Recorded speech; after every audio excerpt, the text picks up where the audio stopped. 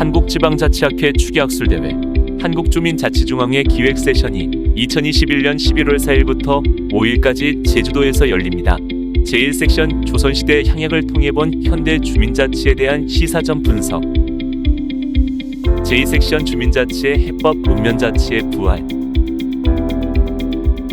제3섹션 행정복지센터 기능 분석을 통한 주민자치의 뉴모델 설계, 제4섹션 시범실시 주민자치의 비판적 분석, 대한민국 주민자치의 현주소와 나아갈 방향을 제시할 한국주민자치중앙회 기획 세션에 많은 관심과 참여 부탁드립니다. 본 행사는 한국주민자치중앙회 유튜브 채널을 통해 실시간 생방송됩니다. 예, 방금 소개받은 조선대 서순복입니다. 청주공항에서 안개가 너무 많이 껴가지고 우리 사회를 맡기로 한 최진혁 교수님께서 불가피하게 못 오셔서 제가 대신 사회를 맡게 됐습니다. 저는 이제 오늘 토론자 겸 사회자로 1타 2피로 전문용어로 얘기하겠습니다. 오늘 이제 발제와 토론 순서를 맡아주신 선생님들을 소개 올리겠습니다. 먼저 이제 여러분이 잘 아시는 오늘 발제하시는 선생님은 전상직 한국주민자치중앙회 회장님이십니다. 우리 박수로. 그다음에 이제 토론자로서는 가톨릭대 우리 이종원 교수님 모셨습니다. 그다음에 이어서 건국대 김용훈 교수님 모셨습니다. 잘 아시다시피 이제 우리 주민자치중앙회 전상직 회장님께서는 이제 주민자치라고 또 정책 이렇게 뭐라 그랬죠? 공공정책 이렇게 잡지를 2개나 계속해서 펴내시고, 그다음에 주민자치에 관해서 우리 회장님의 열정과 헌신에 대해서 저는 평소에 좀 경의를 표하고 싶을 정도로 너무나도 열심히 활동하시고, 또한 이제 지방자치를 전공하고 있는 여러 우리 행정학계 교수님들보다도 연구 역량이 이 학문 공동체가 부끄러울 정도로 연구 역량이 대단하셔가지고 참 시사하는 바가 많습니다. 저희가 이제 박사과정 다닐 때 그 교수님께서 이런 말씀을 해주셨어요. 프랙티셔너와 아카데믹스 간에 협업이 잘 돼야 된다. 그러니까 현장 실천하는 사람들하고 학계에 있는 사람들 간에 서로 이게 학계에 있는 사람이 현장에서 뛰고 현장에 있는 사람이 학계에서 이렇게 교류를 하면서 윈윈을 해야 된다. 상승작용을 해야 한다는 말씀을 주셨는데, 우리 전상직 회장님께서 오늘 발제를 맡아주시겠습니다. 제목은 주민자치의 시범실시 표준조례 분석입니다. 밑에 있는 제목이 완전히 이게 인상이 팍팍 꽂히는 정도로 저널리스틱한 용어로서 이제 일목요연하게 이제 핵심을 이게 꽂아주셨습니다. 그러면 전상직 주민자치 중앙회 회장님의 발제를 듣도록 하겠습니다. 시간 안배는 이렇게 충분히 12시까지 있기 때문에 충분하게 30-40분 하시고, 토론자 선생님들께서는 한 10여 분씩 좀 해주시고 플로어에 있는 말씀 듣고 진행하겠습니다. 그러면 전상직 회장님 발표를 박수로 청해 듣도록 하겠습니다. 예, 반갑습니다. 발제하기 전에 먼저 제가 좀 소개를 드릴 선생님들이 계셔서 소개드리고 하겠습니다. 지금 이 자리에는 중앙대학교 역사학과 박경하 교수님께서 와 계십니다. 네, 박경하 교수님입니다. 박경하 교수님께서는 보통 이제 다른 분들은 조선사를 연구하실 때 중앙정치사를 연구하시는데 지방에 있는 생활사를 주로 연구하셔서, 특히 이제 우리가 주민자치에 참고 우리 원형인 향약, 촌계 이런 쪽에 이제 한국 대가시고 또 유일한 학자십니다. 정말 우리 그래서 향촌사회 연구소의 소장님으로 모셨는데 저로서는 정말 영광입니다. 다음에 이제 전은경 교수가 와 계십니다. 원래 농어촌 개발이 전공인데 지금 이제 평생 학습 쪽으로 이제 활동을 하고 있고요. 그리고 주민자치의 교육학적인 측면을 많이 도와주고 계십니다. 이은숙 박사 와 계십니다. 또 역시 평생학습 교육학 전공이고요. 어떻게 보면 여러 가지 행정 경험도 많고 그래서 저희들한테는 많은 도움이 되는 이제 두 분이 또 와 계십니다. 이은희 박사님 이제 오셨습니다. 이은희 박사님도 평생학습 전공이신데 이제 저희들한테 많은 도움 주시고 계시고요. 이 네 분 박사님들이 같이 해주시니까 정말 든든합니다. 그러면 지금 이제 저한테 주어진 이제 주제가 뭐냐면 문재인 정부 들어서 실시하고 있는 주민자치회 시범 실시 조례가 어떤 문제가 있는가라는 것을 분석하는 게 제 임무인데 이 슬라이드로 분석을 해드리겠습니다. 이게 지금 보시는 슬라이드가 문재인 정부 국정 전략 슬라이드입니다. 그런데 여기서 고르게 발전하는 지역을 만들기 위해서 국정 전략으로는 풀뿌리 민주주의를 실현하는 자치분권을 하겠다. 국정 과제로는 획기적인 자치분권 추진과 주민 참여의 실질화를 추진하겠다는 게 문재인 정부의 국정 목표 전략 과제랬습니다. 이 풀뿌리 민주주의를 실천하는 자치분권이라는 캐치프레이즈를 걸었는데, 자, 그렇게 된다 그러면 풀뿌리 민주주의를 실천하는 주민자치회를 잘 만들어야 되고, 또 민주주의를 실천하는 자치분권을 주민자치회 법으로 만들어야 됩니다.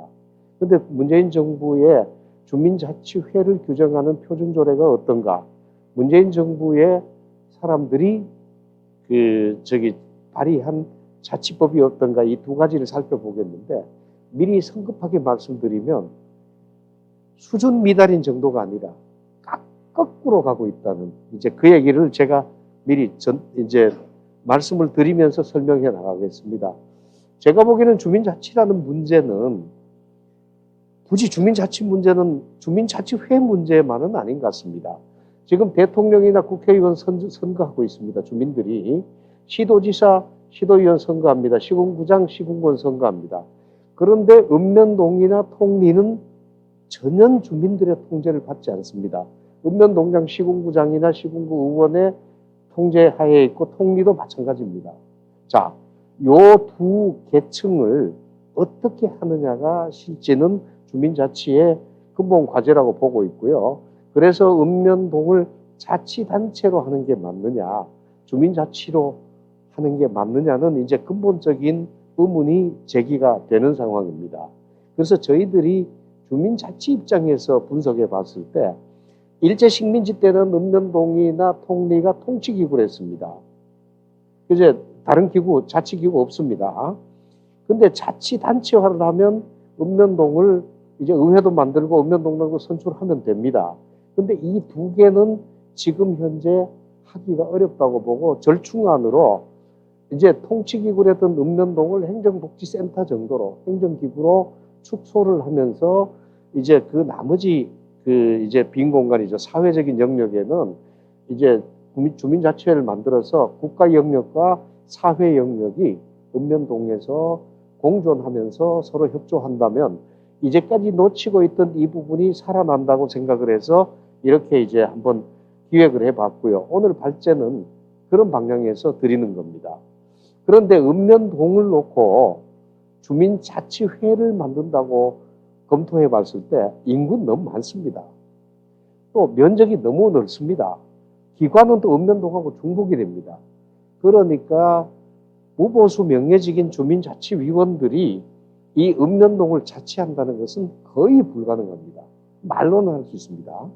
이제 그런 상황이라 읍면동이 실질적으로 자치 불가한 상황에서 어떻게 하면 좋은지를 모색해 봤을 때 읍면동은 실제 규모상 주민자치가 불가하고 통리는 주민자치의 적정한 규모니까 통리에는 통리주민자치회를 만들어서 자치형 주민자치를 만들고요. 읍면동에는 읍면동 주민자치회를 만들 때 협치 중심의 협치형 주민자치회를 만들어서 이 두 가지가 조화를 이루도록 하면 양쪽 다 활성화가 될 것 같다는 이런 결론을 내린 지가 이제 저희도 몇 년 됐습니다. 근데 이렇게 이제 얘기하는데 지금 현재 정부는 어떻게 보면 이 통리주민자치회는 자치 가능한 규모에서 자치는 생각하지 않고 주로 아마 이 정도만 생각하는 것 같습니다. 이것도 읍면동 주도로 생각하는 것 같고요. 그래서 저희들이 이제 하는 게 현재 통리, 읍면동회, 통리, 반리다 그러면 행정복지센터와 읍면동회로 나누어서 이제 통리, 반회 이런 이제 구조를 하나 새로 만들자는 겁니다. 이제 이렇게 만들었을 때 이제 비로소 이제 주민자치회가 작동된다고 보고요. 이제 주민자치회 함의를 저희들이 생각해 봤을 때, 자, 주민들이 자치회 구역을 나의 마을로 승인하지 않으면 주민자치회 필요 없습니다. 또 주민들이 지역 주민들 내 이웃으로 승인해야 되고, 주민들이 마을 일을 내 일로 승인해야 주민자치가 가능한 거고, 이 승인을 하지 않으면 주민자치회는 필요가 없습니다. 각자 도생으로 가야 됩니다. 자, 그래서 어떻게 보면 집합적인, 주민자치회는 개별적인 문제가 아니라 마을이라는 집합적인 문제이기 때문에 집합적인 어떤 그 필요 조건으로 이 승인이라는 이제 이게 이제 전제가 되는 겁니다. 그래서 모든 주민자치는 어떻게 보면 주민들이 이 구역을 마을로 승인하도록 만드는 게 주민자치의 지금 현재는 기본이라고 봅니다. 승인하고 난 뒤에 주민자치회를 만드는 게 아니라 주민자치회를 설계해서 이 승인을 하도록 만들어야 되는 이중과제가 있습니다. 이제 이런 과제를 놓고 이제 한번 기본에 깔고 이제 검토를 해야 되고요. 또 이제 하나 봤을 때 주민과 주민자치회와 정부 놓고 봤을 때 이제 좀 설명을 줄이기 위해서 말씀드리겠습니다. 주민자치회는 주민들이 자치를 할 수 있는 조건을 제공을 해야 되고요. 제공을 해야 됩니다. 주민자치회가 주민들이 자치할 수 있는 조건을 제공하지 않으면 이 주민자치회는 필요가 없습니다. 그 다음 국가는, 정부는 주민자치회가 주민들에게 주민자치를 할 수 있는 조건을 제공할 수 있도록 배려해야 됩니다. 이렇게 하는 게 기본입니다. 그래서 정부는 분권을 주민자치회에 할 때 주민자치회가 주민들을 배려할 수 있도록 분권을 해야 되고, 정부는 주민들한테 주민자치회를 만들어서 운영할 수 있도록 분권을 해야 됩니다. 그러니까 정부가 분권을 해야 되는 거는 주민들에게도 분권을 하고 주민자치회에도 분권을 해야 됩니다. 어제 이제 그저께 축사 말씀드릴 때 주민들한테 분권하는 것도 안 했고 주민자치회에 분권하는 것도 안 했습니다. 여기서 두 관계에서 주민들한테는 전혀 분권하지 않고 주민자치회에 과다하게 분권을 하면 주민자치회가 주민들 지배기구가 되어버립니다. 주민들 뜻을 반영하는 민주적인 기구가 아니라 주민자치회가 통치기구가 되는 겁니다. 이런 어떤 면에서 이제 또 분권을 생각해 봐야 된다는 말씀을 드리고요. 주민자치 필요 조건은 주민들에게는 자치회를 만들고 운영하는 권리 의무를 부여해야 되고, 자치회에는 주민자치를 할 수 있는 권리 능력과 행위 능력을 부여하고 주민들을 대표하고 대변할 수 있는 자치권을 부여해야 되는데, 이게 이제 돼 있느냐 안 돼 있느냐를 주로 이제 표준조례를 분석을 한번 해보겠다고 말씀드린 겁니다. 이제 저희들 사족을 달면 분권은 매우 엄격한 규정이 필요합니다.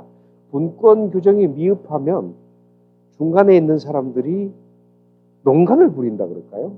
이제 권력화 현상이 나오게 됩니다. 그러니까 분권 규정이 미흡하면 자치를 훼손하고요. 또 자치는 구체적인 규정이 불필요합니다. 자치 규정이 구체적이면 간섭이나 지배가 됩니다.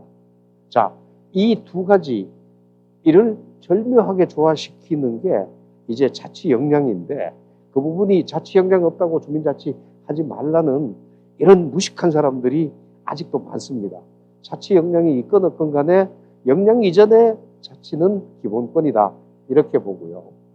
이제 오늘 이제 박경하 교수님 와 계십니다만은 제가 파악했는 거는 이제 조선의 향유, 제일 처음에 도입했던 향약은 이제 제지사족이 상민들을 교화하는 교화권을 줬습니다. 이게 향약입니다. 실제는 주민자치하고는 관계가 거리가 멉니다. 그러니까 사족자치라고 봐야 되겠죠. 그죠? 향촌자치를 주민자치로 한 게 아니라 사족한테 분권을 해주고 상민들한테는 분권을 하지 않았습니다. 교화권을 준 거죠. 이렇게 되니까 이 상민들은 자치권은 없고 피교화 대상만 되어서 이제 이게 주민자치의 그 주민자치와는 이제 어떤 의미가 있는지 우리가 좀 세게 봐야 되고요.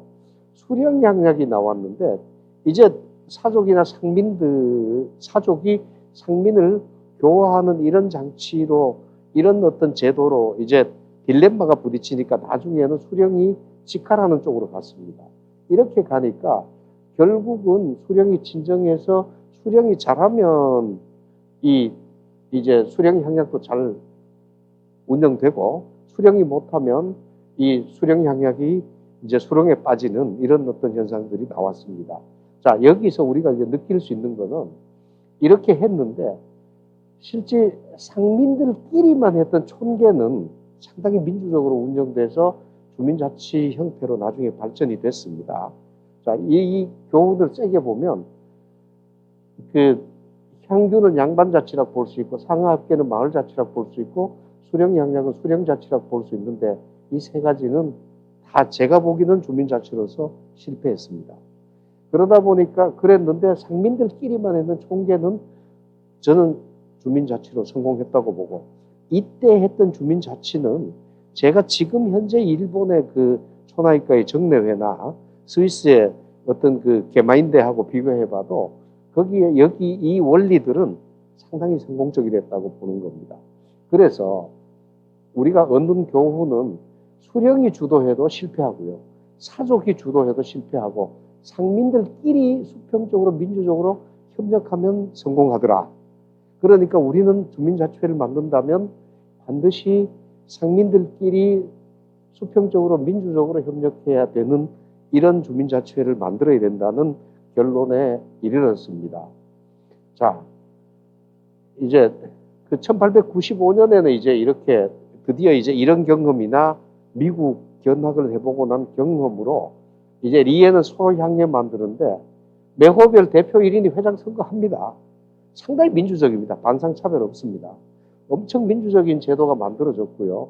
이 소향회에서 대의원 3명이 모여서 중향회, 면회를 만들고요. 이 리나 면회 사무는 이 향회가 다 했습니다.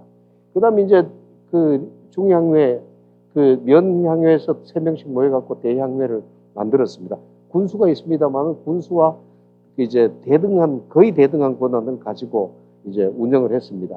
상당히 민주적인 제도가 만들어졌는데 저는 이것이 그 1895년에 만든 향회조규나 향약 판무 규정이 이제 우리나라 최초의 지방자치법이라고 볼 수도 있고, 이제 최초의 주민자치법이라고 볼 수 있습니다, 이제. 근데 이 부분에 관해서 우리가 참고도 하지 않고 연구도 하지 않고 놓치고 있다는 말씀을 드립니다. 저희들이 분석을 해봤을 때 소회, 중회, 향회 하는 회의사항은 뭐고, 신분은 뭐고, 자격 임긴 뭐고, 선출은 뭐고, 지원은 어떻게 한다는 게 다 되어 있습니다. 실제 지원도 다 했습니다. 서기 유사 주인에게 인건비, 사무비를 지급 다 했습니다. 주민자치회 운영되도록 정부가 지원했습니다. 근데 지금 정부는 이때보다도 훨씬 더 주민자치에 관한 이해가 없습니다.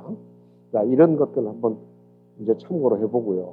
지금 외정 시기 때는 뭐 읍면동 통리를 행정기구로 그냥 수직 체계로 다 만들어 버렸으니까 주민자치를 논할 이제 그 공간이 없었고요.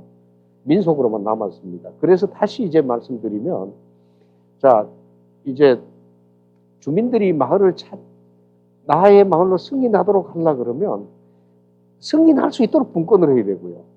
이제 나의 이웃으로 승인하다 그러면 이웃으로 승인할 수 있도록 분권을 해야 되고, 주민들이 마을 일을 나의 일로 승인한다면 승인할 수 있도록 분권을 해야 됩니다. 자, 이때 분권할 수 있는 역량이 있느냐 없느냐가 중요합니다. 제가 보기에는 대한민국 행정안전부가 이 분권을 기획할 수 있는 역량이 있느냐 그러면 제가 보기에는 없습니다. 대한민국 시민단체가 이거 분권 기획할 수 있는 능력이 있냐고 저는 없다고 봅니다. 지난번에 행안부 민관 거기서 얘기했습니다. 행안부 주민자치할 능력 없다. 자치분권위원회도 능력 없다. 응? 자, 능력 없으면 배워서 하라고 그냥 그때 제가 그냥 단도직입적으로 말씀을 드렸는데 이렇습니다. 주민자치회가 할 일은, 주민자치위원회는 읍면동장 기구니까 당연히 국가 소속이고요. 이제 주민자치회가 되면 사회에 소속이 됩니다. 국가하고는 절연을 해야 됩니다. 그래서 사회 소속이 된다 그러면 이 주체가 변경이 있습니다. 국가에서 사회로 변경됐으니까 역할도 변경돼야 됩니다. 이때 이제 주민자치회가 지역 사회에 이제 그 기구 일대, 그 스위스나 영국이나 일본 세 군데를 참고해 봤을 때 이 주민자치회 주요 임무는 사회적 자본 형성, 사회 서비스 공급, 주민 목소리 대변 이 세 가지가 주 임무였습니다. 뭐 무슨 협친이 뭐니 하는 이런 것들은 거의 뭐 나중에 그 마이너로 생각해야 되는 거지. 먼저 해야 될 게 소셜 캐피탈이고 그 다음에 해야 될 게 소셜 서비스고 나중에 애드보커시가 엄청 중요했습니다. 이런 것들을 한번 이제 먼저 살펴봤으면 좋겠고요. 그래서 주민자치 충분 조건은 정부는 주민들한테는 자치회 만들고 운영할 수 있는 권리 분권을 해야 되고 자치회에는 주민자치를 실천할 수 있는 권리나 행위 능력을 분권을 해야 됩니다. 다시 그렇게 해서 넘어가 보면 주민자치센터는 읍면동장 밑에 있고 읍면동장 밑에 있는 주민자치센터 밑에 주민자치위원회가 있습니다. 이거는 뭐 제가 보기에는 주민자치에 만들 수 있는 운영 권리를 주민들한테 주지도 않았고요. 자치회도 주민자치 실천할 수 있는 능력도 주지도 않았습니다. 이거는 그냥 문의만 주민자치지 내용은 전혀 아닌 제도랬고요. 그런데 쟁점 1번 이제 문재인 정부 주민자치 표준조례 넘어갑니다. 자, 이제 주민자치회 시범실시 모법인 지방자치분권 및 지방행정체제 개편에 관한 특별법에는 읍면동에 해당 행정구역의 주민으로 구성되는 주민자치를 둘 수 있다고 명확하게 규정이 되어 있습니다. 그런데 문재인 정부의 주민자치회 시범실시 표준조례에서는 이렇게 되어 있으면 실제 주민들이 회칙도 만들고 회장 선출하고 회비도 내고 하는 회원이 있게 되는 겁니다. 그런데 문재인 정부의 표준조례는 이제 어떤 것을 했냐면 요 말을 뺐습니다. 그 이제 행정체제 개편에 관한 법률에 근거한다면서도 요걸 뺐습니다. 이걸 빼게 되면 읍면동에 그냥 주민자치회를 둡니다. 주체가 없어져 버렸어요. 주민자치회 주체는 주민인데 주민을 빼버린 겁니다. 이 정말 제가 보기에는 이거는 쿠데타예요, 쿠데타. 행안부 쿠데타입니다. 이 진짜 어떻게 보면 붙잡아다가 권장을 한 몇십 대를 쳐야 될 그런 어떤 중대한 사안인데 이 내용을 지적하는 사람들이 저밖에 없다는 게 저는 되게 속상할 때가 많습니다. 실제 이렇게 해버리면 어떤 문제가 있냐면요. 주체가 없으니까 회칙 만들 주체가 없습니다. 주민총회를 못 합니다. 그 다음 회장 선출도 주민들이 못 합니다. 그러니까 어떻게 하냐면 주민자치위원이라고 하는 이상한 제도를 만들어가지고 그 사람들을 공개 추첨으로 뽑아버립니다. 주민자치회는 회지위원들이 있을 이유가 없습니다. 모순적인 조치를 하는 겁니다. 그 다음에 이제 회비를 낼 수도 없고 예산이 없으니까 주민자치회 무력화가 되는 겁니다. 아무것도 못합니다. 자, 이런 조치를 이렇게 해서 이 주민자치회를 그냥 지금 숫자를 막 늘려가고 있죠. 그죠? 자, 이렇게 했을 때 주민이 빠진 자리에 저 권한을 행사하고 그 주민들이 해야 될 일을 하는 사람이 누군지 나중에 보면 또 나옵니다. 왜 이렇게 했는지 나옵니다. 쟁점 2. 이때 이제 이를 분석해 보면 주민자치회에서 주민을 빼고 난 뒤에 자치회는 그래도 뭘 한다고 얘기해 놨습니다. 자치계획 세우고 주민총회하고 뭐하고 한다고 그랬는데 이렇게 했을 때 이 자치회가 주민 없는 자치회를 누가 조작하느냐는 거죠. 예전에는 관료들이 했다 그러면 이번에는 누가 하느냐는 겁니다. 그 주인 없애놓고 어떤 놈이 저 주민자치회 주인 노릇을 하느냐. 이제 그거를 이제 제가 말씀드리려고 하는 거고요. 자, 이제 위원 선정한다고 그러는데 위원도 모순적이지만은 주민자치회는 회원이기 때문에 회원들이 임원 선거하면 되는데 위원도 모순입니다만 위원을 공개 추첨한다고 되어 있습니다. 그 다음 공개 모집 신청하고 주민자치 교육 이수한 사람을 한다 그랬고 또 또 하나는 읍면동장이 필요하다고 인정하는 주민공동체 조직에서 추천받아서 한다 그럽니다. 교육은 시장이 인정하는 기본교육과정을 한다고 그랬고, 여기서 어느 애도 주민들한테 분권했는 흔적은 찾아볼 수도 없고, 시장 군수 구청장한테만 분권을 했습니다. 자, 그러면 공개 추첨한다면 전체 공개 추첨이라도 다 했으면 좋겠는데, 읍면동장이 필요하다고 인정하면서 뒷문을 40%나 열어놨습니다. 이제 이야기는 하나만한 얘기거든요. 자, 이렇게 돼 있다는 말씀 드리고요. 이제 공개 모집도 제가 보기엔 이렇습니다. 주민자치회가 무슨 일을 하고 어떻게 하는지 공개 모집의 규정이 부실하게 짝이 없고 올라모고 말란 말아 주민자치회 모집합니다 밖에 없어요. 매우 불친절하고. 이제 이렇게 되니까 뜻 있는 사람들 공모 지원을 못하게 막아버리고요. 주민자치 교육은 또 시민단체가 와서 시민단체형 주민자치 교육을 하니까 또 여기서 동의를 못 받고요. 추첨하니까 이게 매우 불확실하게 만들어버립니다. 실제 경영학에서 얘기할 때는 본인의 성장 가능성이 없으면 사람들은 그 일에 몰입하지 않습니다. 근데 주민자치위원회 한번 추첨해서 다음에 추첨될 가능성이 없다 그러면 그 일에 열심히 할 이유가 없습니다.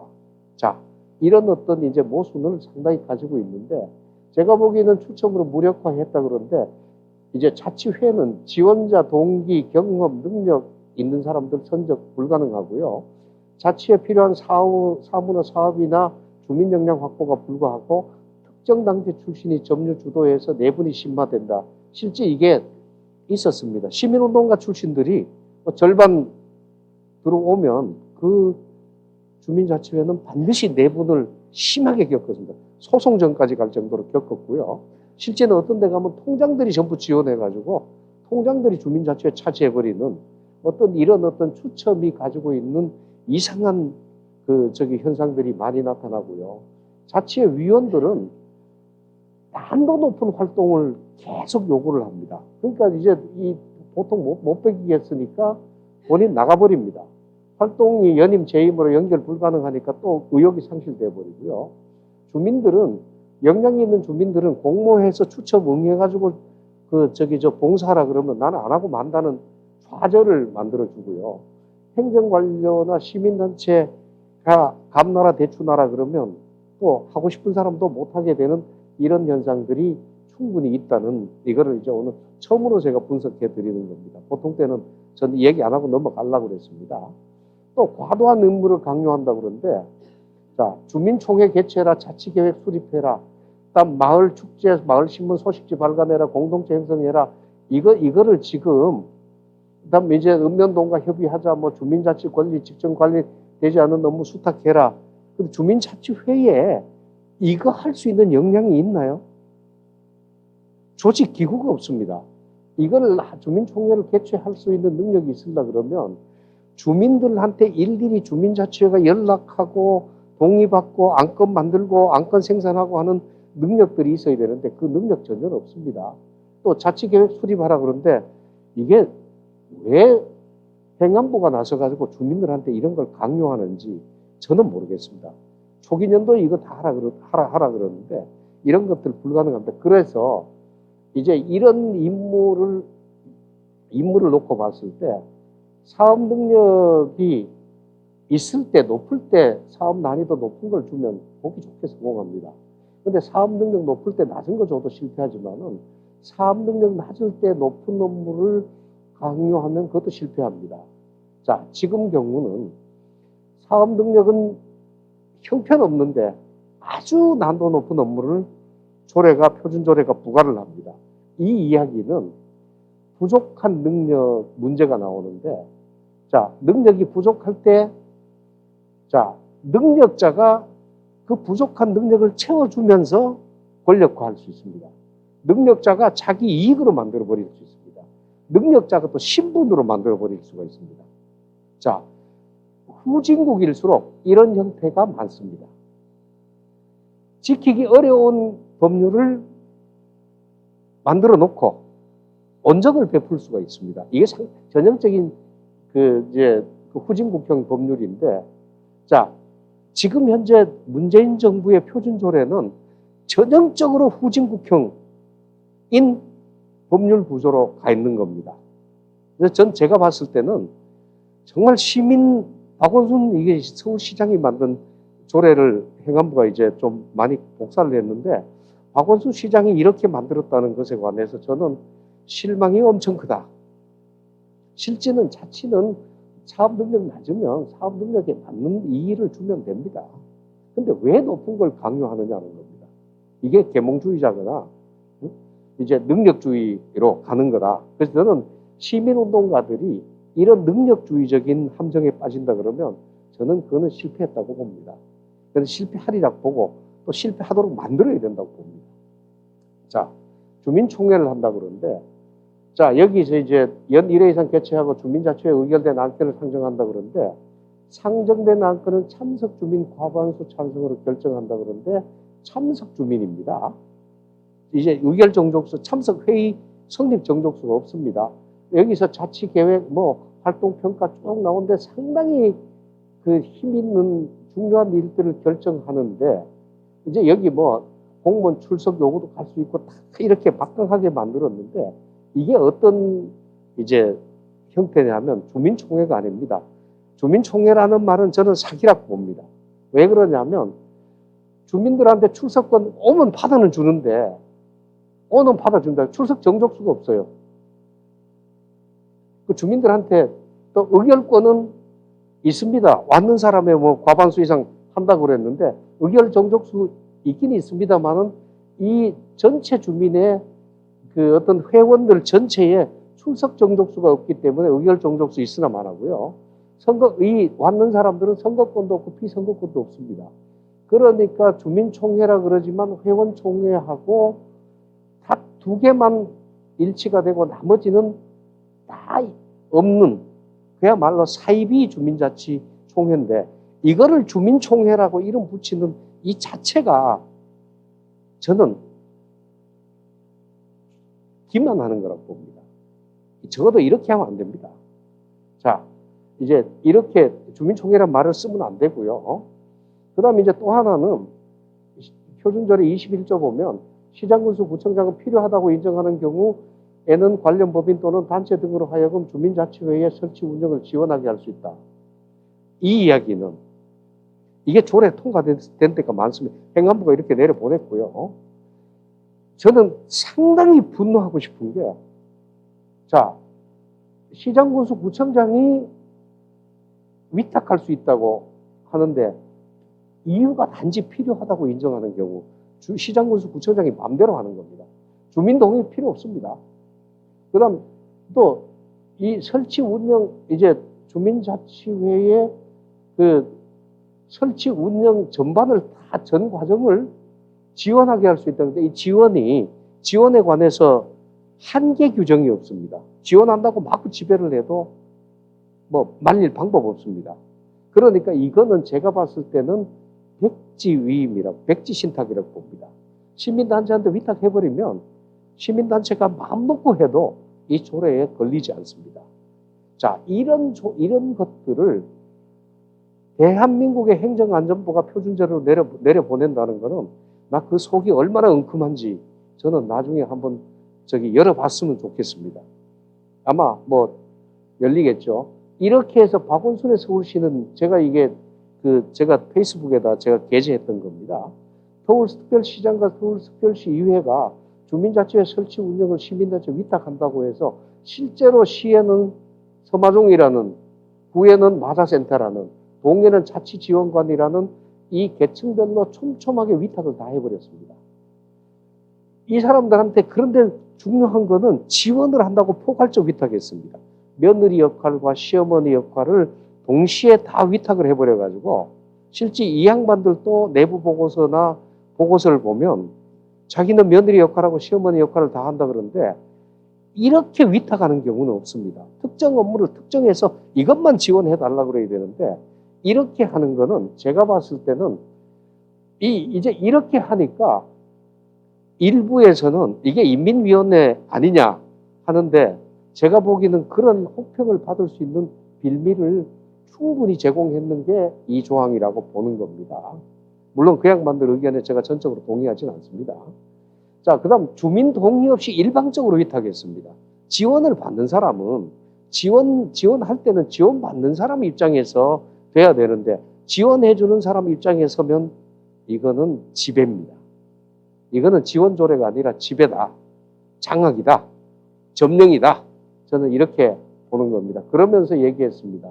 실제 주민자치회 설치도 하고 주민자치회 운영주도 하니까 서울시 주민자치회는 시민단체 지시를 받아야 하는 날벼락을 맞았다고 했는데 실제 맞습니다. 그래 사람들이 얼마나 많이 정확하게 지적해줬다고 하는 경우가 많았습니다. 실제 박원순의 서울시는 주민자치 표준조례 만들어가지고 주민자치회 설치 운영할 때 지원단 지원관 하는데 가장 중요한 거는 대주민을 접촉하는 것조차도 시민단체가 다 한다는 겁니다. 주민자치 설명회, 회원 모집, 위원교육 추첨 이런 거 다 해버리니까 주민자치회를 말살시키려는 제도가 아니면 이 말살시키려는 의도가 아니면 이렇게 했을 것인가 이제 이런 얘기고요. 그다음 이제 지방자치분권 행정체제 개편에 관한 특별법에 주민자치회 설치 시기는 바로 법률로 정한다고 되어 있고요. 행안부 장관은 주민자치회를 시범적으로 설치 운영할 수 있다 그러는데 지금 시범조례 강행위 해서 확대 실시하는데 지금 한 1000개쯤 돼 있습니다. 3000개 주민자치회 33%를 하는 것 이걸 전부 다 내로 전환한다고 계획도 돼 있습니다. 서울시는 아마 내년까지인가 올해까지인가 내년까지 아마 전면 다 이 시범 실시로 전환한다고 돼 있습니다. 이거는 자가당착입니다. 분명히 앞에는 법률로 정해서 법률로 정하고 난 뒤에 시범 이제 전면 실시를 하게 돼 있고 요 참고하기 위해서 시범 실시한다 그러는데 이 양반들은 참고 없습니다. 현재 있는 걸 그냥 강행해서 전면 해버리겠다는 겁니다. 자, 이것도 지금 말이 안 되는 현상이 있고요. 그래서 제가 봤을 때는 이렇습니다. 항목별로 분석해 보면 누가 주민자치회를 만들 수 있는가 그러면 실제 주민들이 총회를 해야 되는데 표준조례 단체장이 시민단체 위탁해서 주민자치회 만듭니다. 그 다음에 이제 주민자치회 주권이 누구한테 이제 주민자치 원리는 주민들이 최고 의결권이 있어야 되는데 주민들에게 주권 회원권 아무것도 없습니다. 주민들이 결정할 수 있는 거 아무것도 없습니다. 다음 이제 주민자치회 주민을 대표할 수 있는가 대표할 수 있어야 하는데 없습니다. 자 이런 것들이 이제 뭐 주민 대변할 수 있느냐 대변할 수 없습니다. 그 다음에 이제 이를 주민자치회가 결정할 때 조례로 다 바꿔버렸습니다. 그거 안 하면 주민자치 하지 말라는 겁니다. 이런 폭력은 있어서는 안 될 일입니다. 민주적이지 못하고 엄청나게 독재자적인 태도를 갖고 있다. 조례가. 누가 설립하고 운영하느냐. 주민이 설치하고 주민이 운영해 단체장이 설치하고 시민단체가 운영합니다. 자, 그 다음 이제 주민자치는 어떻게 해야 되냐면 저는 이렇습니다. 지금 이 행안부 조례를 보면 조장이라는 말이 자꾸 있는데 벼 빨리 익으라고 벼 싹 뽑아버리면 벼 죽어버립니다.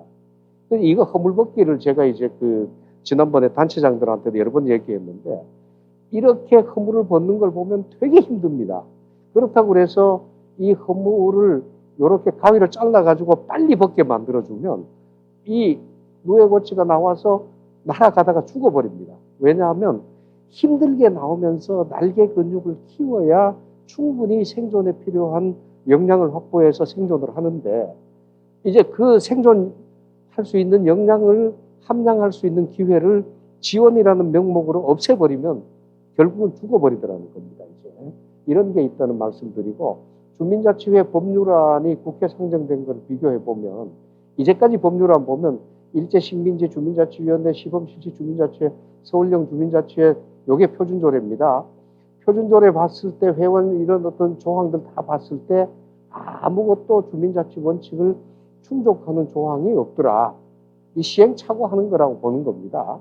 근데 국회에 이제 상정된 법률안을 봐도 지방행정체제 개편에 관한 법률 행안부 거 봤을 때 이것도 거의 뭐 하나마나 지방자치법 전부 개정안 하나마나 한병도법, 김영배법 다 하나마나 오로지 이제 김두관 의원이나 이명수 의원법이 어느 정도는 하고 있는데 이것도 보완을 해야 될 필요가 있더라는 말씀을 좀 드리고 싶고요. 실제 어떻게 하냐면 주민자치는 주민을 인격자로 만들어주고 마을 공동체로 만들어줘야 됩니다. 그러니까 결과적으로 말씀드리면 주민자치회는 주민들이 인격자로 되는데 기여를 할 수 있도록 설계가 되어야 되고 마을이 공동체로 되는데 기여를 할 수 있도록 설계가 되어야 되는데 문재인 정부의 주민자치회 표준조례는 이런 것하고는 아무 상관없이 시민단체가 지역사회를 지배하는데 아주 유리하게 만들었다는 이런 얘기를 드릴 수밖에 없습니다.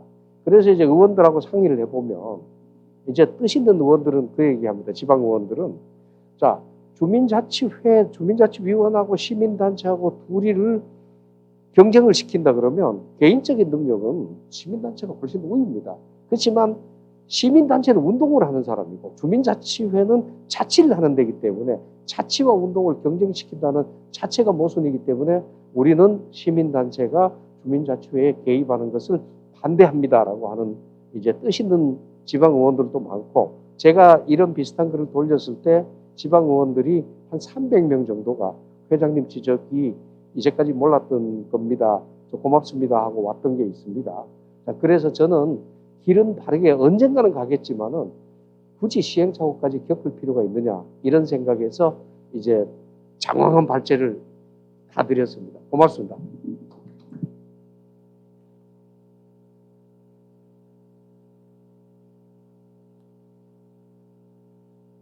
네, 지금 박경화 교수님 와 계십니다만은 주민자치의 이렇게 뭐냐면 조선 시대의 그 사례라고 할 수 있는 조선 시대의 역사도 분석해 주시면서 수령자치나 이런 것은 자치가 아니고 상민들, 평민들로부터는 초원계가 바로 주민자치의 모델이 될 수 있다는 말씀도 하시면서 현재 행안부에서 주민자치의 시범 실시 표준 조례안에 대해서 조목조목 분석해 주셨습니다. 아주 비판적으로 분석해 주셨습니다. 자, 그러면 이제 토론자, 지정 토론자 몇 분 듣고 플로아에 있는 말씀 듣도록 하겠습니다. 이 순서제 나와 있는 순서대로 누가 먼저 하실까요? 이렇게 그러면 우리 이종원 교수님께서 먼저 토론해 주시겠습니다.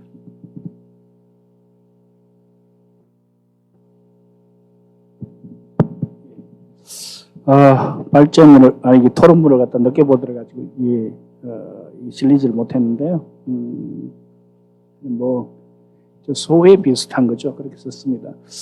우리 전상직 회장님, 오랫동안 사실은 거의 이제 주민자치에 지금 이렇게 몰입을 하셔서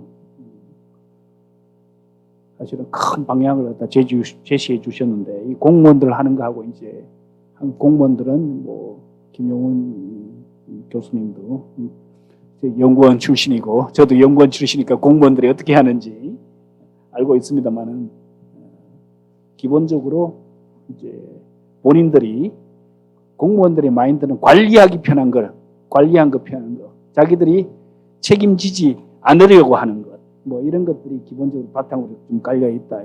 그 다음에 밑에서 새로 시도하는 것, 그 다음에 행정의 영역이 아닌, 행정권의 영역이 아닌 다른 영역에서 어떤 주도적으로 하는 것을 갖다 기본적으로 싫어합니다. 그래서 그 발상이 이런 이제 모든 법률안에 이제 깔려 있다. 특히 이제 지방자치, 지방분권 이런 주민자치분권에 대해서도 마찬가지 같은 생각이 지금 전제가 되어 있고 있습니다. 그리고 제가 이렇게 전체 내용을 발전문 써놨습니다만, 토론문 써놨습니다만은 그냥 하나하나 우리 주민자치 표준조례안에 대해서 우리 전상직 회장님이 조목조목 다 이렇게 비판적 검토를 해 주셨는데, 그거에 대해서 대략적으로 동의를 한다 이런 말씀을 갖다 드리고, 생각나는 게 하면 이게 이제 이 간극을 갖다 메꾸는 게 굉장히 중요하다. 행안부, 공무원 조직, 행안부와 이제 밑으로부터의 어떤 분권과 위로부터의 분권, 이 두 개가 이제 계속 충돌을 하고 있는 건데, 우리나라는 이제 오랫동안 단체 자치의 어떤 전통을 가지고 있어 왔습니다. 그리고 단체 자체의 전통을 갖다가 우리 행정학자들, 혹시 행정법학하는 사람들, 이런 사람들은 그런 생각이 있는데, 우리 박 교수님 여기 계십니다만 조선 후기 사회에서도 오랫동안 이런 이제 향촌 사회에서 어떤 그런 경험들이 이미 실제적으로 밑에서 우리 마을 단위에서 있었다는 것을 갖다가 생각을 한다면 다시금 아마 좀, 사실 우리는 이제 행정을 배울 때, 저도 뭐 행정 나중에 배운 사람입니다만 지방자치학도 마찬가지고 그런 이제 조선 후기 사회에 있어서의 그런 향촌의 경험을 알지 못한 땅에서 당연히 위에서부터 어떤 법 제도를 만들고 시행하는 것이 편하다 이렇게만 생각을 해왔었어요, 사실은. 그래서 그 제도를 만들 때 우리가 뭐 행정법 자체가 독일법학의 영향을 받아서 뭐 일본법을 개수하다 보니까 이제 그렇게 됐겠지만 위로부터의 어떤 모든 것을 제도화하는 공직자의 발상이 그 깊이 들어가 있고 그것이 아마 이런 표준 조례 안에도 마찬가지로 들어있다 이런 생각이 드는데 공무원들은 책임지지 않으려고 하는 것 뭐 이런 것이 강하고 그래서 결국은 항상 문제 삼는 것이 이제 아까 말한 자치 역량이겠습니다. 주민들의 역량이 되느냐, 자치 역량이 되느냐. 그러니까 우리가 이미 만들어 놓은 주민자치위원회 있으니까 그거를 갖다 조금 응용하면 되지 않냐. 이제 이런 생각이 너무 강하고 이제 그것이 여기에다가 이제 그거 플러스 그 발상에다가 서울시 사례를 살짝 첨가해가지고 서울시 뭐 박원순 시장의 10년 시장의 역량이라는 게 결국 시민단체의 참여를 갖다가 거의 대부분 시정에 참여시키는 결과를 가져왔죠. 우리나라 뭐 시민단체라는 게 시민 없는 시민단체 맨날 이런 이야기를 갖다 많이 들어봤는데 앞에 있는 소수의 활동가만이 참여하는 시민단체였는데 이제 박원순 시장 본인이 시민단체 출신이다 보니까 시민단체 참여를 시민이라는 이름 하에 거의 당연시하는 생각이 있고 저도 사실 서울시의 행정협의위원을 한 지난 한 4, 5년 오랫동안 저도 서울시에서 근무했었습니다만 과거에 한 4년간 해보면서 얼마 전에 은퇴할 때 뭐 여담 비슷하게 이야기하면 마칠 때 지금 시장 지금 오세훈 시장 들어오기 전에 시장 직무 대행하던 사람이 기조실장이었는데 그때 이제 마지막에 주요 과장들을 다 25명 불러 모았는데 반 정도가 시민단체 출신이에요. 깜짝 놀랐어요. 이거는 문제 있다. 아무리 행정이 물론 우리가 이론적으로야 시민들이 직접 가버넌스 차원에서 같이 행정을 하고 하지만 주요 과장들을 갖다 어떻게 그렇게 열대 명을 시키느냐. 난 깜짝 놀랐습니다, 사실은. 그때 처음 만났거든요.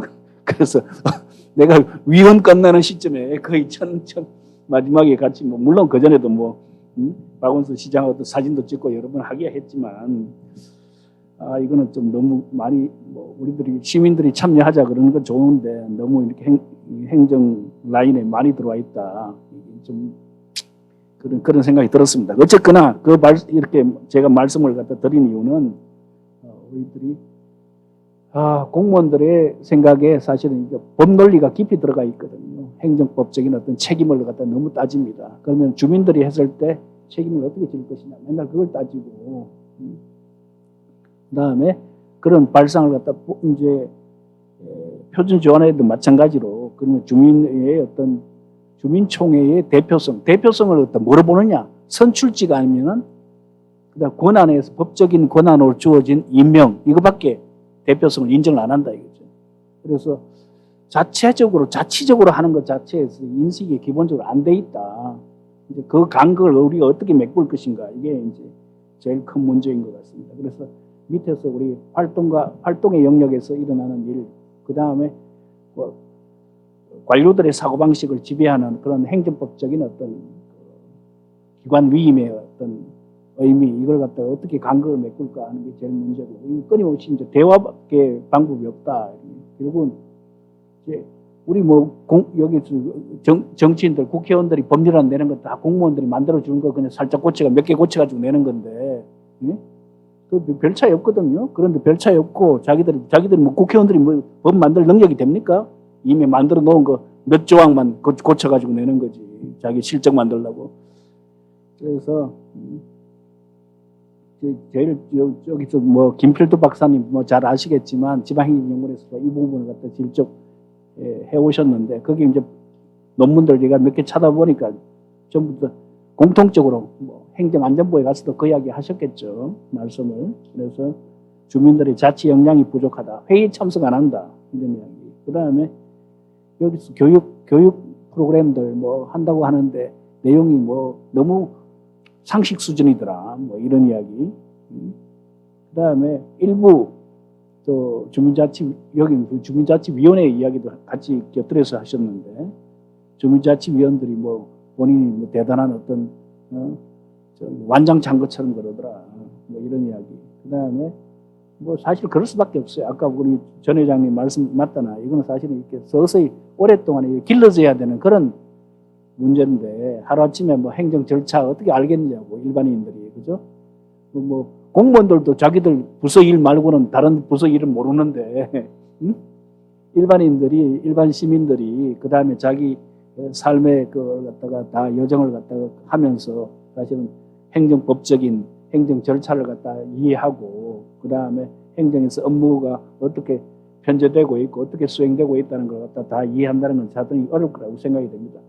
저도 뭐 행정학 선생 벌써 지금 20년 하고 있습니다만은 사실 뭐 잘 모르거든요. 물론 저는 이제 그나마 상대적으로 뭐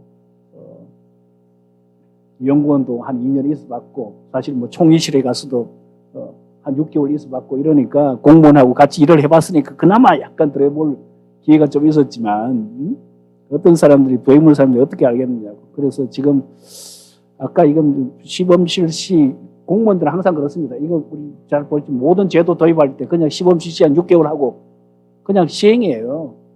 시범실시는 말이 시범실시고 고치려고 하는 게 아니고 시행하기 위해서 그냥 하는 거 이제 전 단계라고 생각해요. 그 여론 수렴 비슷한 거예요. 사람들 어떤 시장에서 뭐라고 이야기하는가. 응?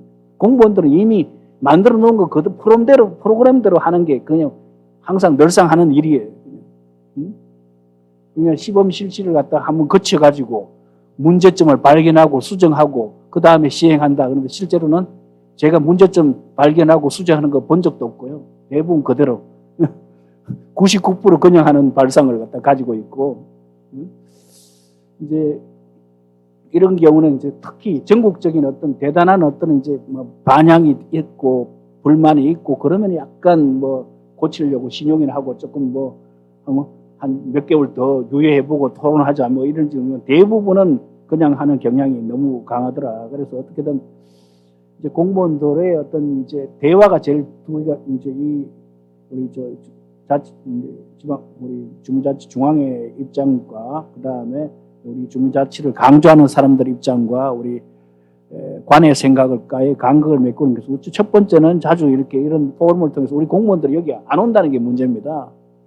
공무원들이 같이 와서 토론을 같이 하고 그 다음에 공무원들도 생각 왜 그렇게밖에 생각을 못하느냐 뭐 이렇게 자꾸 포럼 형태의 공론의 장에서 토론하는 형식이 좀 있어요. 그 이제 대화의 간극을 메꾸는 방법이 또 한 가지는 아까 어쨌거나 이런 어떤 지역에서 지금 하고 시범실 이게 지금 행안부에서 주도하는 시범실시가 아니라 지금 하고 있는 이제 그 주민자치 지금 하고 있는 지역에서의 어떤 성과들이 두드러진 성과들이 좀 나오면 그걸 갖다가 빌미로 해서 좋은 이제 자치 역량이 여기에 있는 거 아니냐. 자치 역량의 성과를 보여주는 걸 갖다 좀 차단해야 되겠다. 이게 좀 필요할 것 같습니다. 그래야지 공무원들하고 이제 국회든 특히 이제 나중에 이제 법률안은 또 국회 문제니까 또 지방의회든 설득을 하는데 훨씬 더 쉽지 않겠나 이렇게 생각이 들고요. 그 다음에 뭐 밑에 뭐 자세하게 써놨습니다만 아까 우리 전 회장님 생각에 주민자치위원회와 이제 이게 주민자치 이제 주민총회 이런 걸 갖다가 사실 이게 공무원 발상을 섞으려고 하는데 이미 있는 조직을 슬쩍 이용하고 해가지고 그러니까 아까 좀 이제 그거는 이제 위원은 그냥 어떤 이제 그 중에 몇 명 유지들이 들어와 있으니까 그나마 동네에 뭐 이제 지역 활동하던 사람들 혹은 뭐 그나마 나중에 예? 지방 의원이나 뭐 약간 기웃기웃거리는 사람 이런 사람들이 많이 들어와 있으니까 이제 실제로 밑으로부터의 어떤 실제적인 주민들의 어떤 모임은 아니다 이렇게 보고 그것도 이제 같이 이제 조금 정리할 필요가 있겠다 이런 생각이 드는데요.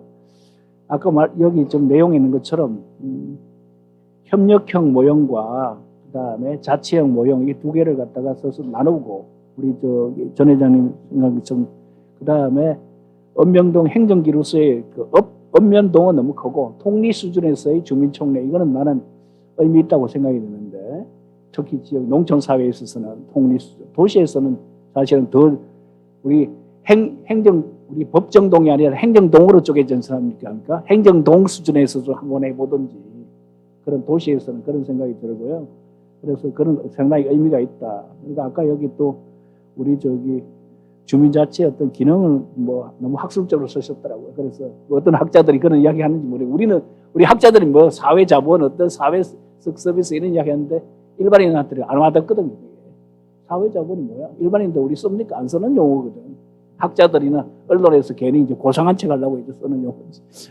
그래서 나는 그런 것보다는 오히려 주민들이 와닿는 용어를 좀 바꿔가지고 그것이 투박할수록 더 강하다 이런 이야기를 갖다 하고 싶습니다. 그래서 물론 학자들이야 괜히 이제 멋지게 만들려고 자꾸 용어 만들고 이제 그런 경향이 있는데 특히 어떤 밑으로부터의 어떤 그런 주민자치의 운동, 흐름, 그 다음에 어떤 강조 이런 것들은 바로 그 정제되지 않은 투박함 속에 강함이 있다 이런 생각이 좀 들고 그것이 더욱더 본질적이고 우리가 자치를 할 수 있다. 우리가 만나서 실제적인 성과를 내고 있다는 것이 이제 증명이 될 때 그건 진짜 위에서 아무리 이론적으로 혹은 법적으로 이야기해도 뚫을 수 있다 이런 생각을 갖다가 갖지 않을 수가 없습니다.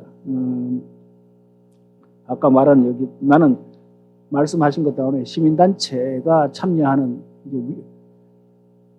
단체장이 위임할 수 있다, 위탁할 수 있다. 그건 규정은 진짜 독소조항이라고 생각합니다. 그거는 반드시 막아야 돼요. 그건 서울시의 폐해입니다.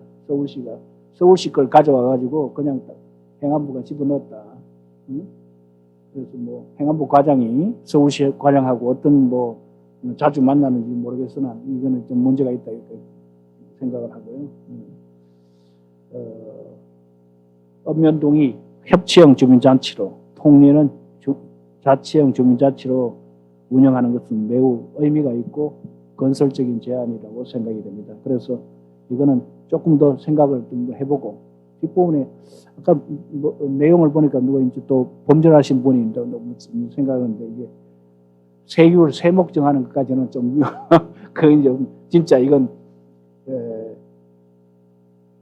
조세 법정주의 이런 문제가 있어가지고 그건 지금 약간 법률적인 충돌이 될 수 있는 사항이거든요. 그래서 그거는 조금 더 고민을 해봐야 될 사항이고 우리가 작은 이제 회비받는 이런 거 정도는 할 수 있는데 이제 조례를 갖다가 조례입법 권한은 지방의회만이 가지는 건데 우리가 주민총회를 했을 때 거기다 조례입법 권한을 갖다 부여할 것인가?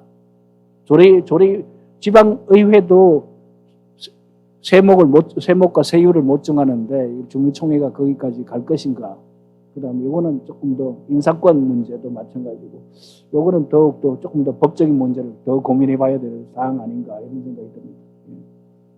뭐 이게 두서없이 그냥 이야기했습니다. 소회까지 더해가지고. 마치겠습니다. 예, 안녕하세요. 마스크 쓴 상태로 하겠습니다. 전상진 회장님 발표를 여러 번 들어서 사실 공부도 이제 저는 사실 이 부분에 대해서 공부도 많지 않고 또 관심도 상대적으로 과거에는 적었던 것 같은데 저도 공부를 많이 시켜주시고 또 무엇보다 관심을 갖게 해주셔서 저도 이제 관심을 가지고 요즘 이 부분에 대해서 고민도 하고 뭐 연구도 하려고 하고 있습니다. 이제 그런 고민 과정에서 든 생각들은 몇 가지를 일단 먼저 말씀을 드리고 싶습니다. 현행 우리나라 현재의 지방자치 시스템을 보게 되면요, 각종 법령에 보면은 지방자치단체가 어쩌고 저쩌고 돼 있다고 합니다. 그리고 또 우리 학자분들을 중심으로 상식처럼 나오는 얘기가 우리나라의 지방자치는 주민자치 중심이 아니라 단체자치 중심이다. 여기 이 부분에서 저는 굉장히 재미있는 생각이 들더라고요. 그러니까 단체자치 중심이고 주민자치 중심이 아니라는 거는 결국은 이제 단체장과 의회의 관계 속에서 이쪽에 우위다, 단체장 우위를 얘기하는데, 그러면 재밌는 건요, 자치단체 안에 단체가 또 들어있고 또 의회가 들어있습니다. 그러니까 우리가 이제 흔히 말하는 정부에는 입법, 행정, 사법이 있는데, 지금 지방 단위에서 보게 되면은 지방자치단체 안에 단체가 있고 의회가 있습니다. 그래서 이 표현부터 지금 현재 그 법령이나 또는 학계나 이런 쪽에서 조금 혼선을 줄 수 있는 여지가 있지 않나. 저는 왜 이런 현상이 벌어질까라고 생각을 해봤어요. 그런데 물론 이제 가장 기본적인 것은 관련 법령에 의해서 지방자치법이나 이런 거에 의해서 그 일종의 우리나라 자치제도가 설계되다 보니까 지방자치라는 표현을 써야 되기 때문에 지방자치단체라는 표현을 쓴 게 아닌가라는 생각이 첫 번째 들고요. 두 번째는 사실은 작은 단위의 관치를 하고 있는데 자치처럼 보이고 싶어서 자치단체를 쓰고 있는 것은 아닌가라는 생각도 얼핏 들었습니다. 일종의 이제 지금 하는 행태를 보게 되면은 통치의 범위가 좁을 뿐이지 여전히 단체가 주도하고 있는 것은, 물론 우리 대의기관인 지방의회가 견제를 하고 있습니다. 기본적으로는 틀은 여전히 우리나라 그 국가 시스템이 제왕적 대통령제를 중심으로 기본적으로, 물론 많이 완화됐습니다만 여전히 비슷한 형태로 지금 구조화되어 있는 게 아닌가라는 생각에서 우리가 주민자치 주민자치라고 표현, 현재 법에 따라서 그냥 지방자치라고 표현, 지방자치를 안 할 거면 몰라도 굳이 하려고 하면서 관치 형태를 여전히 유지하려는 관행적인 사고방식이 있는 게 아닌가라는 첫 번째 생각을 들었습니다. 그래서 그 부분에 대한 저는 그래서 저도 글을 쓰게 되면은 이걸 지방자치단체라고 써야 되나 지방정부라고 써야 되나 항상 고민을 하고 쓰거든요. 근데 그러다 보니까 막 한 글 안에서 자치단체라고 쓰기도 하고 막 정부라고 쓰기도 하고 막 그렇습니다. 그래서 일단은 아마 이런 관치, 저도 어떤 전통적인 사고방식에서 벗어나지 못하는 게 아닌가 해서 그런 부분에 대해서 일단 전환적 사고가 일단 필요하지 않을까 하는 일단 시작을 해봅니다. 저희 동네 얘기를 다음엔 좀 드리고 싶습니다. 저희가 지금 서울에 있는 어느 아파트에 살고 있는데요. 그걸 요즘 제가 무슨 생각이 드냐면 저희 아파트 단지에서 자치를 하고 있더라고요. 요즘 그 저희 아파트에 지하 주차장 공사를 하겠다고 주민 이렇게 엘리베이터 안에 이렇게 붙여놓고 이제 OX를 받고 있습니다. 한편으로는 이제 이게 자치구나 이런 생각이 들더라고요. 그래서 전 주민이 참여해서 이제 또 의견을 하죠. 그런데 이제 제가 들었던 그 의문은 이런 겁니다. 지금 한 6대4 되는데 예를 들면 이대로 되는 건가? 라는 생각이 첫 번째 들었고요. 저희 지금 지하 주차장에 FX 공사를 하겠다고 그러는데 1년 전에 했거든요. 이걸 왜 또 하지? 그럼 1년 전에 한 건 돈 낭비인데 그 사람은 무슨 책임을 지지? 잘못한 거에 대해서 어떤 식으로든 책임을 지나? 아니면 주민들이 이 사람한테 민사소송을 해야 되나? 여러 가지 생각이 들더라고요. 이게 이제 아마 이런 것 같습니다. 저희 집 장기수선 충당금을 미리 써서 아파트에 있는 지하주차장을 공사를 하는데 이 결정을 만약에 제가 살고 있는 구에서 한다 그러면은 기분이 나쁘겠죠. 제가 살고 있는 아파트에 지하주차장을 고치는데 제가 살고 있는 자치구가 이 결정을 한다 그러면 당연히 화가 날 겁니다. 읍면동이 한다 그래도 화가 날 것 같아요. 누가 해야 되냐? 저희 마을에 살고 있는 저희 같은 동에 살고 있는 사람이 해야지 맞는 것이죠. 그래서 이게 아마 주민자치를 해야 되는 이유의 가장 큰 이유가 아닐까 현실적으로 제가 느껴봤는데요. 그렇다면 기왕에 하는 거 아까 말씀드린 대로 의결을 어떻게 하고 있지? 누가 참여하지? 또 못하면 예를 들어서 일반적인 우리 대통령도 못하는 경우가 있으니까요. 근데 지난번과 같은 그런 경우에는 어떻게 책임을 지지? 물러나면 그만인가? 이런 것들이 지금 공식화되어 있지 하나도 않기 때문에 그래서 자치를 아마도 지금 자발적인 수준에서 자치를 어느 정도는 하고 있는데 이걸 공식화시킬 필요가 아마 그런 데서 있지 않겠는가라는 생각을 해봤습니다. 그럼 이제 자치를 과연 어떤 식으로 공식화시킬까의 문제를 오늘 이제 전상규 회장님께서 말씀을 하신 것 같아요. 어떤 방식으로 이제 이 주민자치를 우리가 녹여낼 것인가의 문제인데 저는 일단 기본적으로 주민자치라는 표현을 많이 쓰고자 한다면은 단어에서 물론 일단 기본적인 방향성은 정해져 있겠죠. 주민자치니까 당연히 주민에 의한 자치겠죠. 그럼 이제 그 첫 번째 우리가 해결하려면 그 주민이 누구냐죠. 그래서 아까 이종원 교수님께서도 그 주민이 시민단체는 아닌 것 같다. 예, 물론 저도 100% 동의합니다. 그 부분에 대한 논의가 지금 이제 먼저 이루어진 것 같고, 그래서 전상기 회장님께서도 주민자치회를 중심으로 이루어지는 것이 진짜 주민이다. 즉 대표성을 확보할 수 있는 것이다라는 얘기를 한 부분에 대해서 저도 전적으로 동의합니다.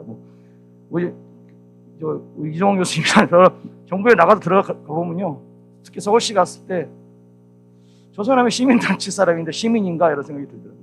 시민을 대표하는 사람인가. 그리고 그 외에도 이번 정부에서 각종 그 주민 참여를 많이 강조하고 있는데요. 항상 문제가 되는 게 저 사람이 주민인가. 그래서 제가 회의에 들어가면 제일 먼저 드는 생각이요. 저는 주민인가 아니면은 전문가인가? 저 주민 맞죠? 네, 저도 주민인데 저는 주민은 아니라고 그러더라고요. 네, 그리고 저는 주민 대표는 아니래요. 저도 주민인데. 그래서 이 부분에 대한 이제 고민이 상당히 있었는데 이제 회장님께서 전 회장님께서 자치회를 중심으로 한 예, 어쨌든 충분히 이 자치회가 어떻게 구성되느냐는 차치하고 주민자치회가 아마 주민을 대표하는 조직이 될 수 있다는 부분에 대해서는 예, 고민을 하는 부분입니다. 다음에 이제 생각해 볼 수 있는 게 무엇을 어떻게 할 것인가의 문제인 것 같습니다. 자치를 과연 그렇다면 어떻게 할 것인가. 그래서 이제 여러 가지 주민 승인 내지는 동의하에 자율적으로 운영되는 이런 부분에 대해서 말씀을 해주셨는데 제가 앞으로 조금 더 연구가 되었으면 하는 부분이요. 무엇을 해당하는 부분입니다. 지금 어떻게에 대한 부분은 굉장히 많은데 무엇을 할 것인가에 대한 논의는 좀 더 있었으면 더 좋았겠다는 생각을 해볼 수밖에 없는 게 결국은 이제 우리 그 정부에 있는 지금 설계를 하는 공무원들이나 또는 학계에 계시는 일부 분들이 항상 우려하고 계시는 분들이 물론 저도 과거에 지금도 마찬가지입니다. 자치 역량에 대한 부분이거든요. 근데 사실은 역량이라는 것은 무엇을과 연결되어 있습니다. 할 수 있는 일을 주어진다면 할 수 있을 것이고요. 할 수 없는 일이 주어진다면 할 수 없을 것입니다. 역량이 부족하다는 얘기죠. 그래서 막연히 이제 이런 사무를 할 수 있다라고 생각하기보다는 이제 그 무엇을 할 것인가에 대한 고민이 이제 일단은 같이 이루어져야 되지 않겠는가. 그래서 만약에 할 수 있는 일을부터 주어진다면 아마 역량 문제도 상당 부분 논란이 줄어들지 않을까라는 생각이고 아마도 제 생각에는 단계별로 한다든가 점진적으로 또는 유형별로 한다든가 예를 들면 도농 지역 간의 차이가 분명히 있을 테니까 또는 마을 인구 구성이라든가 이런 것들을 봐야 됩니다. 그래서 그런 사물을 발굴하는 이런 무엇에 해당하는 연구가 좀 더 이루어지면 자치가 주민자치에 대한 논의가 좀 더 구성이 촘촘하게 되지 않을까라는 생각을 했습니다. 그러면 이제 역량 문제 상당 부분 해소되리라고 생각합니다. 마지막으로 이제 현재 저는 아무래도 행정을 하다 보니까 정부에 대한 얘기는 안 할 수가 없는 게 예전에 행정자치부 시절에 자치는 스스로 하는 게 자치인데 자기들이 자치를 관여하면 이거는 자치가 아니고 통치가 아니냐, 행정통치부가 맞다 이런 얘기를 우스갯소리로 많이 했는데 자기들도 좀 기분이 좀 안 좋았는지 이름을 바꾸더라고요. 그래서 자치라는 표현은 잘 안 쓰는 것 같아요. 아마도 이 부분에 대한 얘기가. 근데 재미있는 거는요, 이 정부에서 하고 있는 것 중에 주민 참여를 굉장히 강조하거든요. 근데 이 참여가 과거에 정부에서 하던 참여와는 조금 다른 성격의 참여를 요구를 합니다. 그래서 예를 들면 높은 평가를 받으려면은 의견을 성취해서는 참여가 아니고요. 실제로 어떤 결정 권한에 영향을 미칠 수 있을 때 높은 점수를 주라고 하거든요. 예를 들면 심지어 공공기관 평가라든가 온갖 평가에서 그렇습니다. 의견 수렴하면 이건 높은 점을 주지 말고 그거보다 좀 나은 거는 쌍방향 소통, 그거보다 좀 더 나은 거는 권한을 부여하는 거죠.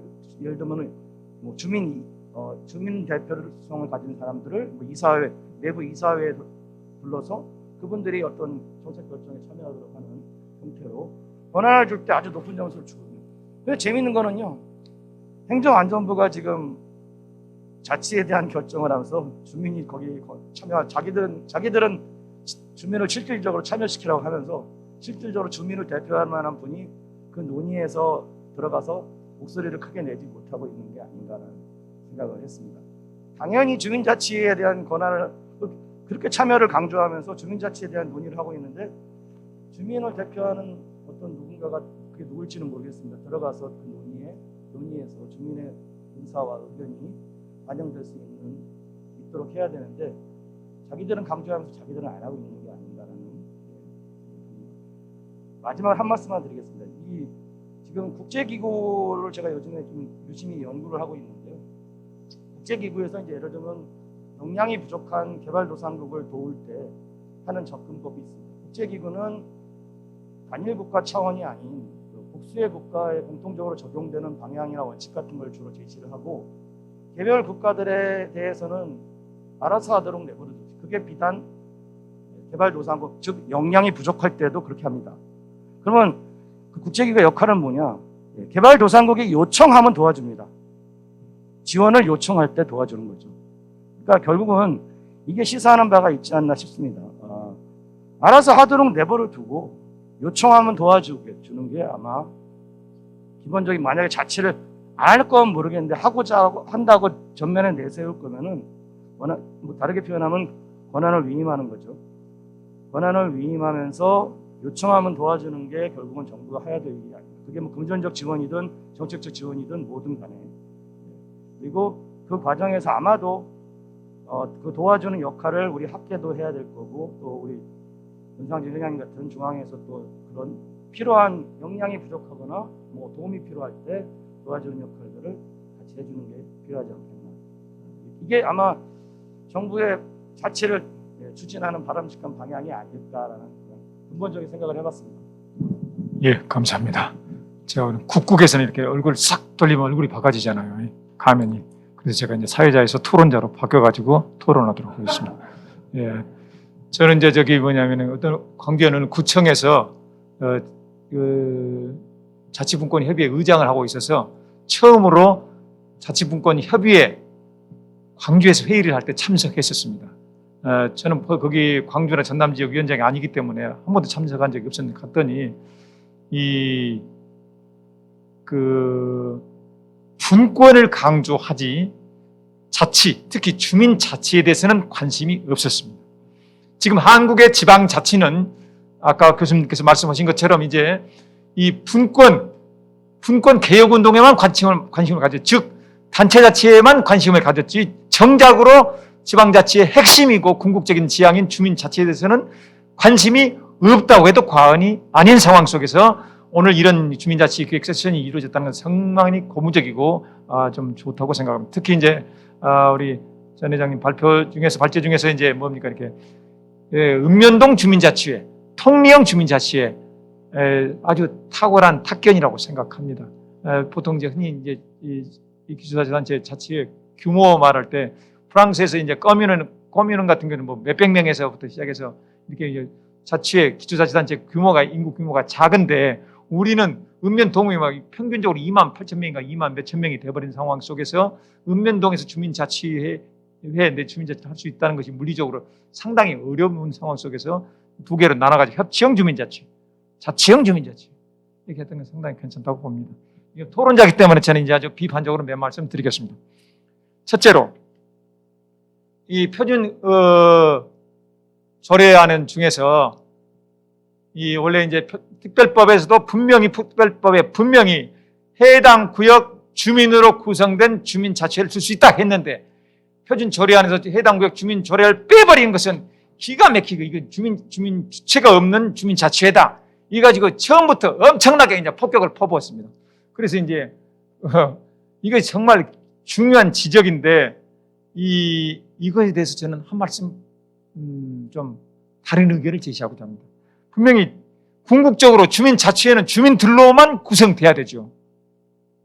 주민들로 구성돼야 돼요.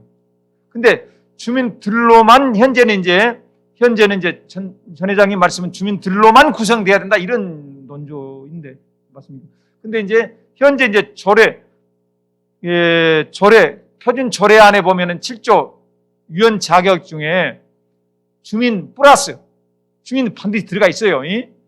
해당 구역에 주민 주소를 두고 있는 주민 플러스 거기에 사업장을 두고 있는 거기 기관 단체의 대표자, 그다음에 또 뭐죠?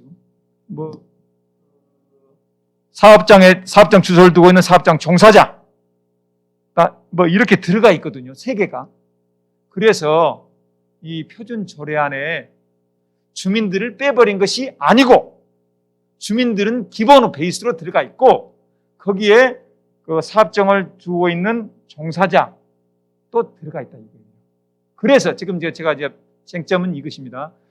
그러면 특별법에서 분명히 해당 구역 주민으로 구성된 주민자치회라고 규정되어 있는데 표준 조례안 내지는 이 일선 지방자치단체, 기초자치단체에서 만든 조례에 주민들 플러스 그 사업장을 두고 있는 사업장의 종사자, 그 다음에 그 해당 동에 소재한 각급 학교 기관 단체 임직원을 포함하고 3가지를. 그럼 이것이 과연 특별법에 위반한 조례냐? 분명 지방자치법에 분명히 조례는 법령의 범위 안에서 제정할 수 있다고 되어 있습니다. 그러면 이 전 회장께서는 이게 주민을 빼버렸기 때문에 이것은 고의적으로 한 범법행위, 고의적으로 했으면 범법행위고 모르겠으면 직무유기다 이렇게 써놓으셨어요. 그러면 이게 범법행위냐? 저는 그래서 제가 이제 행정학 교수이기 때문에 법대 소속의 법학 교수예요, 저는. 근데 소속은 법대이지만 행정학 교수예요. 그래서 이제 고시고 사법고시 공부할 때는 제가 공부를 좀 했거든요. 근데 이거 손 뗀 지가 오래돼가지고 몰라요. 그래서 행정법 전공 교수한테 물었습니다. 지방자치법 전공 교수한테. 자, 지방자치법에 분명히 법령의 범위 안에서 되어 있다고 그랬는데 조례에 주민들 플러스 그다음에 사업장 두고 있는 주민, 아니 사업장을 두고 있는 종사자, 그 기관 단체장 이게 포함시킨 것이 법령 위반이라고 보느냐? 자, 그러면은 원래 이제 주민들로 구성한다 할 때 주민은 자연인과 플러스 법인입니다. 그러면 거기에 제가 동구에서 주민자치 분과 위원장이거든요. 그럼 동구 같은 경우에는 거기에 이제 광주에 시민단체들이 엄청나게 포진되어 있습니다. 동구에. 그럼 그 역량을 포섭할 필요가 있는 것입니다. 주소는 없어요. 다른 데 있어. 그 해당 동에. 그걸 포함할 필요가 있어요. 그래서 이제 조례에 그렇게 되어 있어요. 이제. 원래 주민자치위원회 시절에도 주민 플러스 사업장을 두고 있는 종사자, 학교 기관 단체 구성원 이렇게 되어 있단 말이에요. 주민자치위원회도. 현재도 그렇게, 현재 조례에도 그렇게 되어 있어요. 그러면은 이것이 과연 법령 위반이냐? 그 행정법 교수가 말이 좀 위반인 것 같은데 그러더라고요. 이게 이제 회장님께서 말씀하신 것처럼 법령 위반될 소지가 있어요. 행정법 교수가 그렇게 비슷하게 말하더라고요. 근데 나는 아니다고 했습니다. 왜? 주민이 빠진 것이 아니잖아요. 실질적으로 각 동 주민자치회에 실질적으로 대부분이 주민들이에요. 해당 지역 주민. 그리고 그다음에 예컨대 이제 그 동에 뭐 시민단체 종사자, 그 사업장 갖고 있는 사람들도 주소는 없지만은 그 종사자가 들어있는 경우 있지만은 극소수 예외적으로 들어있는 거죠. 그러면은 그 동에서 살지 않고 그 동에서 주소는 되어 있지만은 출근하면은 바로 다른 데 가서 일하고 와서 잠만 자고 가는 사람들이 많아요. 그러면 그런 사람을 빼버리고 주민들로만 돼 있다. 주민등록상. 그런 사람들로만 구성된 지방 주민자치회가 과연 바람직하다고만, 바람직하죠. 바람직해요. 바람직하다고만 할 수는 있느냐? 그건 아니다는 것이죠. 그 다음에 이건 어디까지나 과도기적으로 주민자치위원회 시절부터 거기에 사업장을 두고 있는 사람들 종사자도 포함시켰고, 잠만 자고 가는 사람보다도 극단적으로 표현한 거예요. 거기에 하루에 대부분을 눈 뜨고 있는 동안에 대부분이 그 동에서 있는 시민단체라든지 사업장에서 있는 사람이 그 지역 시장을 잘 할 수도 있거든요. 그런 사람도 일부 들어간 것도 괜찮다. 그래서 이 조례에서 표준 조례안뿐만 아니라 제가 광주 5개 조례를 분석해서 제가 이 토론문에 써놨습니다만은 포함시키는 것도 이거는 법령 위반은 아니라 주민들을 빼버린 것이 아니기 때문에 첫째로. 그 다음에 그리고 주민자치위원회 시절에도 위원 구성을 해당 거주자뿐만 아니라 사업장 종사자와 해당 단체 대표자를 포함한 연역적 이유에서 그렇게 했기 때문에 돼 있다. 법령 위반은 아니다고 저는 적극적으로 해석하고 싶습니다. 그 다음에 이제 보면은 지금은 이제 4차 산업혁명 시대고 AI 시대이기 때문에 특별히 해당 동 행정구역으로 선 그어놓은 이 범위 내에서만 이걸 끊는다는 건 아주 별로 그렇게 의미가 있다고 생각지 않습니다. 생활권 단위로 판단할 때 너무 지리적 범위를 행정구역상으로 계획된 그 범위 내에 있는 사람들로만 주민자치회를 구성해야만 한다라고 하는 것은 조금 문제가 있다고 생각합니다. 저희가 이제 광주에서 주민자치 시민운동을 하고 있습니다. 저는 행정학 교수지만은 주민자치 뛰어든 지는 2년 반밖에 되지 않았습니다. 저는 전공이 아까 말씀드렸습니다. 문화행정이에요. 행정학 중에서도. 그런데 주민자치에 본격적으로 들어갔어요. 저는 제가 원해서 된 것이 아니고 억지로 들어갔어요. 그렇지만은 이제 저는 이제 완전히 올인하고 있는 거예요. 하다 보니 그래서 이제 지난주에 지방자치회 나올 때 왜 관주도 행사 주민 박람회 하느냐. 지방자치회 날인데 시민이 주도해서 회의를 해야지. 그래가지고 지방자치회 날 행사를 해야 되지. 해서 저희 시민단체에서 품자 주자 시민들입니다. 품질자치, 주민자치 시민들. 그래서 저희가 처음으로 지방자치날 행사를 시민 주관해서 하자. 그래서 1회 작년에 했어요. 올해 2회 때 주민자치 시민 대토론회라고 해가지고 언론사와 같이 했습니다. 저희가 돈 내서 했어요. 그런데 거기서 이제 토론회 하기 전에 저희들이 이제 설문조사를 좀 했거든요. 온라인 설문조사를 했어요. 그런데 이제 주민들이 응답한 사람들이 주민자치에 대해서 자기 동에서 주민자치에 대해서 먼저 다시 주민 응답자들이 주민자치에 대해서 잘 알고 계십니까? 그러면 이제 잘 알고 있다는 사람 70% 나오더라고요. 그러면 당신이 살고 있는 동에서 주민자치회라는 걸 하고 있는데 알고 계시냐고 70% 정도 나왔어요. 그런데 말입니다. 주민자치에 대해서 관심이 있냐? 40%가 없어요. 없어요. 제가 이제 어느 구에서 주민자치위원장을 해요. 그러면 주민자치회 사무국장 내지 간사를 뽑아요. 면접을 가잖아요. 그러면 주민자치 자자도 모르는 사람이 응모를 대부분이에요. 주민자치 사무국장이 그런다니까요. 되려고 한 사람이. 이것이 우리 현주소예요. 그리고 이제 주민이 주체가 돼야 된다. 이 맞는 말씀이에요. 100% 동의를 해요. 그렇지만은 주민이 주체가 되지 못하면 읍면동은 힘 있는 사람이 주민자치를 점령한다. 이렇게 이제 발제가 나왔는데 나는 아니다고 봐요. 왜 그러냐? 표준 조례안에서도 지방의회 똥개 하나 끼는 사람이 지방의회 의원이잖아요. 그건 지방의회 의원은 표준 조례안에서도 못 들어온다고 돼 있어요. 그렇죠? 그다음에 이제 그럼 읍면 동장이 주민자치를 이거 흔들 것이다. 뒤에서 원격 조정, 수렴 점정해가지고. 근데 이제 주민자치회 기능 중에서 주민자치 업무는 이 조례에 관계인 5개 조례에 주민자치회가 동장하고 대등한 입장에서 주민자치회관의 업무를 협의한다고 되어 있어요. 그렇기 때문에 동장이 좌지우지 규정상 힘 있는 사람들이 해서 읍면 동장이나 시군구 의원들이 점령한다라는 표현은 조금 좀 부드럽게 하실 필요가 있지 않느냐 그런 생각이 들었습니다. 그리고 이제 법령상으로 보더라도 법에는 법령의 범위 안에서 돼 있는데 이거는 이제 대법원 판례는 보면은 법령을 위반하지 않는 범위 내라고 돼 있어요. 아직 행정하다가 이 법도 찾아봤습니다. 판례를. 그런데 그러면 과연 해당 구역 주민들로 구성되는 지방 주민자치회라고 되어 있는데 이걸 빼버린 것이 과연 위반이냐에 대해서 조례 중에서 초과조례라는 게 있습니다. 초과조례. 법령이 정해놓은 것보다도 기준을 조금 더 오버한 것. 초과조례. 이것도 합헌이라는 경우가 해석한 경우가 있어요. 특히 환경조례의 경우에. 예. 그리고 이제 그래서 이제 여기 우리 표준 조례안 내년 조례에서 해당 지역 주민들로만 구성이 아니라 해당 지역 주민들 플러스 사업장 두고 있는 종사자 이렇게 단체장 이렇게 몇 개 포함시킨 것은 조례 위반은 아니지 않을까. 물론 우리 전상기 회장님께 발표하신 대로 주민자치회는 분명히 주민들로만 구성돼야 한다고 생각합니다. 동의하지만은 조금 우리가 또 한번 고려할 분도 있지 않을까. 시간은 없지만 이제 한마디만 더 하겠습니다. 우리 전 회장님 발제를 통해서 보면은 서울시 사례 아무개 시장님 서울시에 대해서 아주 이게 시민단체에 대해서 좀 안 좋게 생각하시는 것 같은 인상을 받았어요. 그래가지고 주민자치 전부를 그 표준 조례안 21조에 주민자치 전부를 시민단체에 위탁할 수 있다. 설치 운영을 위탁할 수 있다. 이건 백지신탁이다. 인민위원회다. 이런 말씀을 하셨는데 저는 그래도 시민단체에 대해서 제가 시민단체를 지금 하고 있어서 그런가는 모르겠습니다만은 좀 애정이 좀 있어요.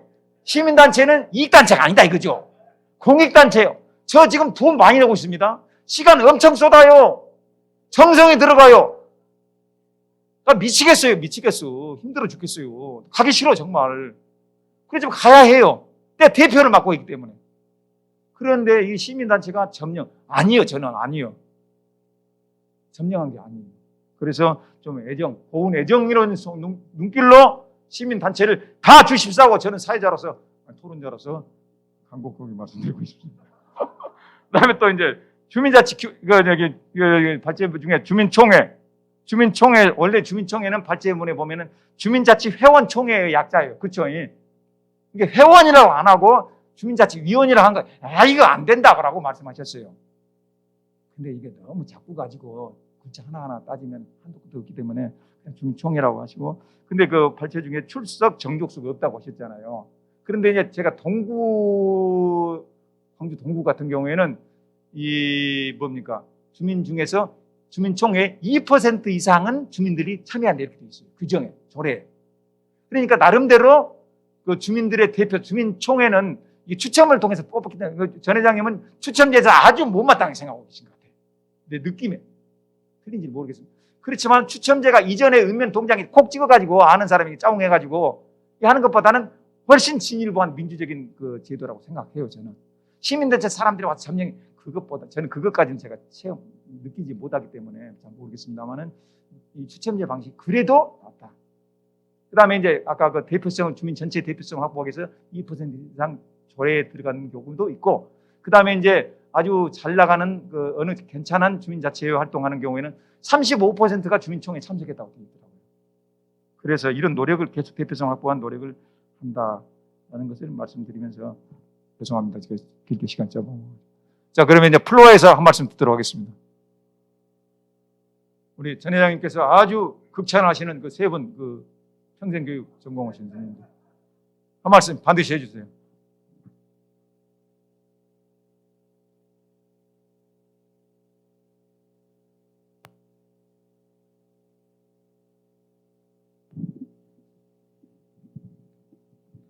저는 조선시대만 연구해가지고 요즘에 주민자치 얘기하는 데는 저도 주민으로서 의견을 제시하겠습니다. 경험자로서.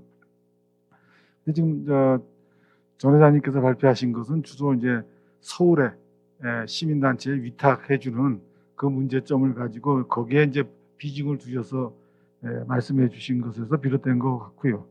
근데 이렇게 오늘 토론을 들으니까 주민들의 역량을 무시한 바탕에서 지금 조례가 진행되고 있는 것이 아닌가. 주민들의 지금 그 주민자치나 이 생활 속 이런 쪽에 그 역량이 대단하거든요. 대단한데 마치 가르쳐야 되는 대상으로 주민을 조선시대까지 교화시킬 대상으로 가지고 조례를 선생이 학생 가르치지 짜주는 것이 아닌가 이렇게 생각돼요. 왜냐하면 자치는 분권은 지역마다 다 틀려요. 지역의 특수성이 좀 도시가 틀리고 농촌이 틀리고 그 규모가 또 틀리고 다 틀리잖아요. 근데 획일화할 수 없습니다. 지금 광주 사례가 특수 사례도 아니죠. 그 지역 사례도 또 대표적인 사례가 될 수 있기 때문에 그래서 그 지역 간에 서로 다른 그 유형별의 그 조례가 나와야 되지 하나 조례를 표준 조례라고 해서 통일시켜서 하는 방식보다는 조금 더 여유를 줄 수 있는 그런 조례 방식으로 가야 되지 않겠는가 하는 생각. 왜냐하면 조선시대도 그랬어요. 조선시대도 촌계라고 부르는 데는 많지 않아요. 제가 지난 2주 전에 답사 갔지만 전라북도는 촌약이라고 불렀어요. 촌계는 전라남도 쪽에 촌계라고 많이 불러요. 또 경상도 가면 동계라고 또 불러요. 또 어디 가면 동약이라고 불러요. 근데 어쨌든 여기는 이제 자치위원, 여기도 지금 주민자치회가 있고 주민자치위원회가 있잖아요. 그러니까 그 개념은 이제 주민자치의 개념이지만 명칭도 그 지역에 그 동네에 따라서 다 자율성을 줘야 되지 않겠는가 이런 생각을 제가 해봤고요. 그 다음에 규모에서 독립주민자치는 참 좋은 것 같아요. 지금 이건 독립주민자치도 사실 서울을 대상한 겁니다. 서울은 동이 어마어마하게 크잖아요. 지방의 시군보다 더 큰데. 그러니까 이제 독립인데 조선시대도 25가구에서 50가구가 하나의 촌계입니다. 촌계가 대상이고 80%가 이제 민촌이죠. 그 조선시대에는 반촌, 양반이 사는 반촌, 그 다음에 반상 홍고천, 그 다음에 민촌이 있는데 민촌이 80%를 차지합니다. 민촌이. 그래서 이제 그쪽의 규모가 25에서 100호 정도, 뭐 50호가 80%니까 그 정도니까 지금 요것도 지역에 따라 또 통리 주민자치의 구성도 어떤 데는 클 수도 있고 어떤 데는 작을 수도 있고 뭐 그런 면이 있지 않을까 하는데 어쨌든 요 정도로 정리하는 것은 괜찮지 않을까 이렇게 생각을 하고요. 그다음에 서울시거를 보면 무슨 주민자치를 시민단체한테 위탁을 줘서 시민단체가 어떤 단체가 받아가지고 각 동의 주민자치들한테 그 심사를 통해서 또 예산을 주잖아요. 각종 사업하는 것을 평가하고 주고 그다음에 그걸 또 감독해주기 위해서 뭐 지도관인가 무슨 관을 또 파견하더라고요. 그 주민에서 선정하는지 모르지만 이제 그런 방식은 좀 문제가 되지 않겠느냐. 예산이 사실 중요하다고 봐요. 돈이 있어야 예산이 있어야지 이게 주민자치가 계속 유지되거든요. 그렇기 때문에 기본적으로는 정부에서 돈을 안 받고 자치적으로 공유지 같은 데에서 공동으로 들어올 수 있는 것에서 받아서 하는 것이 가장 장기적으로 유지할 수 있는 방식이고 만약에 이걸 예산이 국가 예산이 편성되어 있다면 똑같이 지방자치단체 인구수에 비례해서 나눠줘야 됩니다. 그리고 알아서 해라. 알아서 하면서 서로 벤치마킹을 해요. 금방 안 되죠. 10년, 20년 딴 동네 하는 거 벤치마킹 사례를 발표를 통해서 스스로 알아서 가도록 해야지 우리 역량을 키워주는 겁니다. 또 역량을 갖추고 있는 데도 있어요. 제가 흑석동 사례를 간단하게 들면 흑석동 주민자치에서 연락했는데 흑석동 문화유산 해설사 과정을 주민자치에서 만들었어요. 이거는 우리나라에서 하나밖에 없습니다. 동단위는. 아주 즐겁게 참여하기도 하는데 또 오늘 서 선생님이 중요한 게 주민의 구성이 뭐냐. 왜 꼭 주민등록된 주민만 해야 되느냐. 이렇게 얘기하죠. 그건 문제다. 거기에 생업을 하고 있는 사업체 운영하는 사람도 구성원이 돼야 된다. 이 말씀을 해주셨잖아요. 근데 저한테 그 사람들이 왔는데 그 지도관이랑 흑석동 무슨 지도관인가 뭐 하는 사람이 저한테 그래요. 당신은 흑석동 주민이 아니지 않느냐. 저는 산도동 살아요. 중대 후문에 사는데 72년에 흑석동에 고등학교를 갔어요. 72년부터 2021년에 중앙대학에 계속 흑석동에서 생업을 하면서 은퇴를 했단 말이에요. 50년간 살았어요. 주민등록한 사람보다 더 오래 살았어요. 웬만한 사람보다는 거의 반토백이로. 근데 그 사람이 나한테 그래요. 당신은 주민이 아니니까 흑석동에 대해서는 발언권이 없다는 거야. 아이 웃기는 거야. 그래서 이게 뭐냐. 그래서 선생님 그 말씀에 이제 반가웠습니다. 근데 결국 얘기는 뭐냐. 그 동네에 대해서 애정을 갖고 있어야 되는 거예요. 공동체에 대한 애정을 바탕으로. 저는 거기서 떠났어도 애정을 갖고 있잖아요. 50년을 살았기 때문에. 그런 사람들의 의견도 수렴할 수 있는 그런 주민자치회가 돼야 되는 거거든요. 다만 그럴 경우는 의견을 들어주지만 의결권으로 조정할 수 있어요. 주민이 우선이죠. 그 구성원 중에서 1대1이 아니고 뭐 단체일 경우 그런 것으로 이제 보완되지 않을까 하고 딱 하나만 더 드리면 어느 정도로 조선시대 총기의 자치적인 운영을 했냐면요. 제가 지금까지 한 번도 얘기 안 했는데 개방촌이라는 게 있습니다. 개방촌이라 조선 후기에 이건 뭐냐면 각종 세금을 군에서 뜯어가니까 아주 그 군하고 협의를 해요. 그 마을 대표자들이. 해서 우리 마을에서는 군의 관아의 재정에 몇 프로를 부담해 주겠다. 그 대신 우리에 대해서는 노타치 해라. 운영을 자체적으로 해. 그 돈도 자체적으로 걷어서 할 테니까 할 정도로 자치권을 확보한 거예요. 관아에 세금 통째로 내고 그 대신 우리가 운영하는 데에서는 일체 관여 못한다는 개방촌이 있습니다. 그러니까 연구가 사실은 많이 안 돼 있어요. 많이 안 돼 있어서 제가 제 논문 발표에서 본격적으로 말은 못하고 있지만 이 정도로 촌계에서 붙었어요. 막 형리들하고 붙어서 싸워서 자기 권리를 찾아나갔습니다. 이제 그런 정도까지 있다는 것만 말씀드리겠습니다. 이상입니다. 예, 주최 측에 토론비 책정을 건의드립니다. 농담입니다. 자, 우리 안현기 교수님, 아무리 시간 넘었어요. 5분 지났어 지금. 그런데 안 교수님, 지방자치 전공은 빨리 한마디 하시오. 안 하실 거예요? 자, 그럼 예, 아주 열띤 토론이 있어서 발표자로서는 정말 매우 감사하다는 말씀을 드리고요. 제일 처음에 주제가 이런 겁니다. 이제 주민자치할 때 주민이 민한테 분권하는 것과 자치회라는 조직에 분권하는 두 가지가 있는데요. 민한테는 전면 분권을 하지 않고 회한테만 분권을 하면 이 회는 주민들 회는 아니잖아요, 그죠?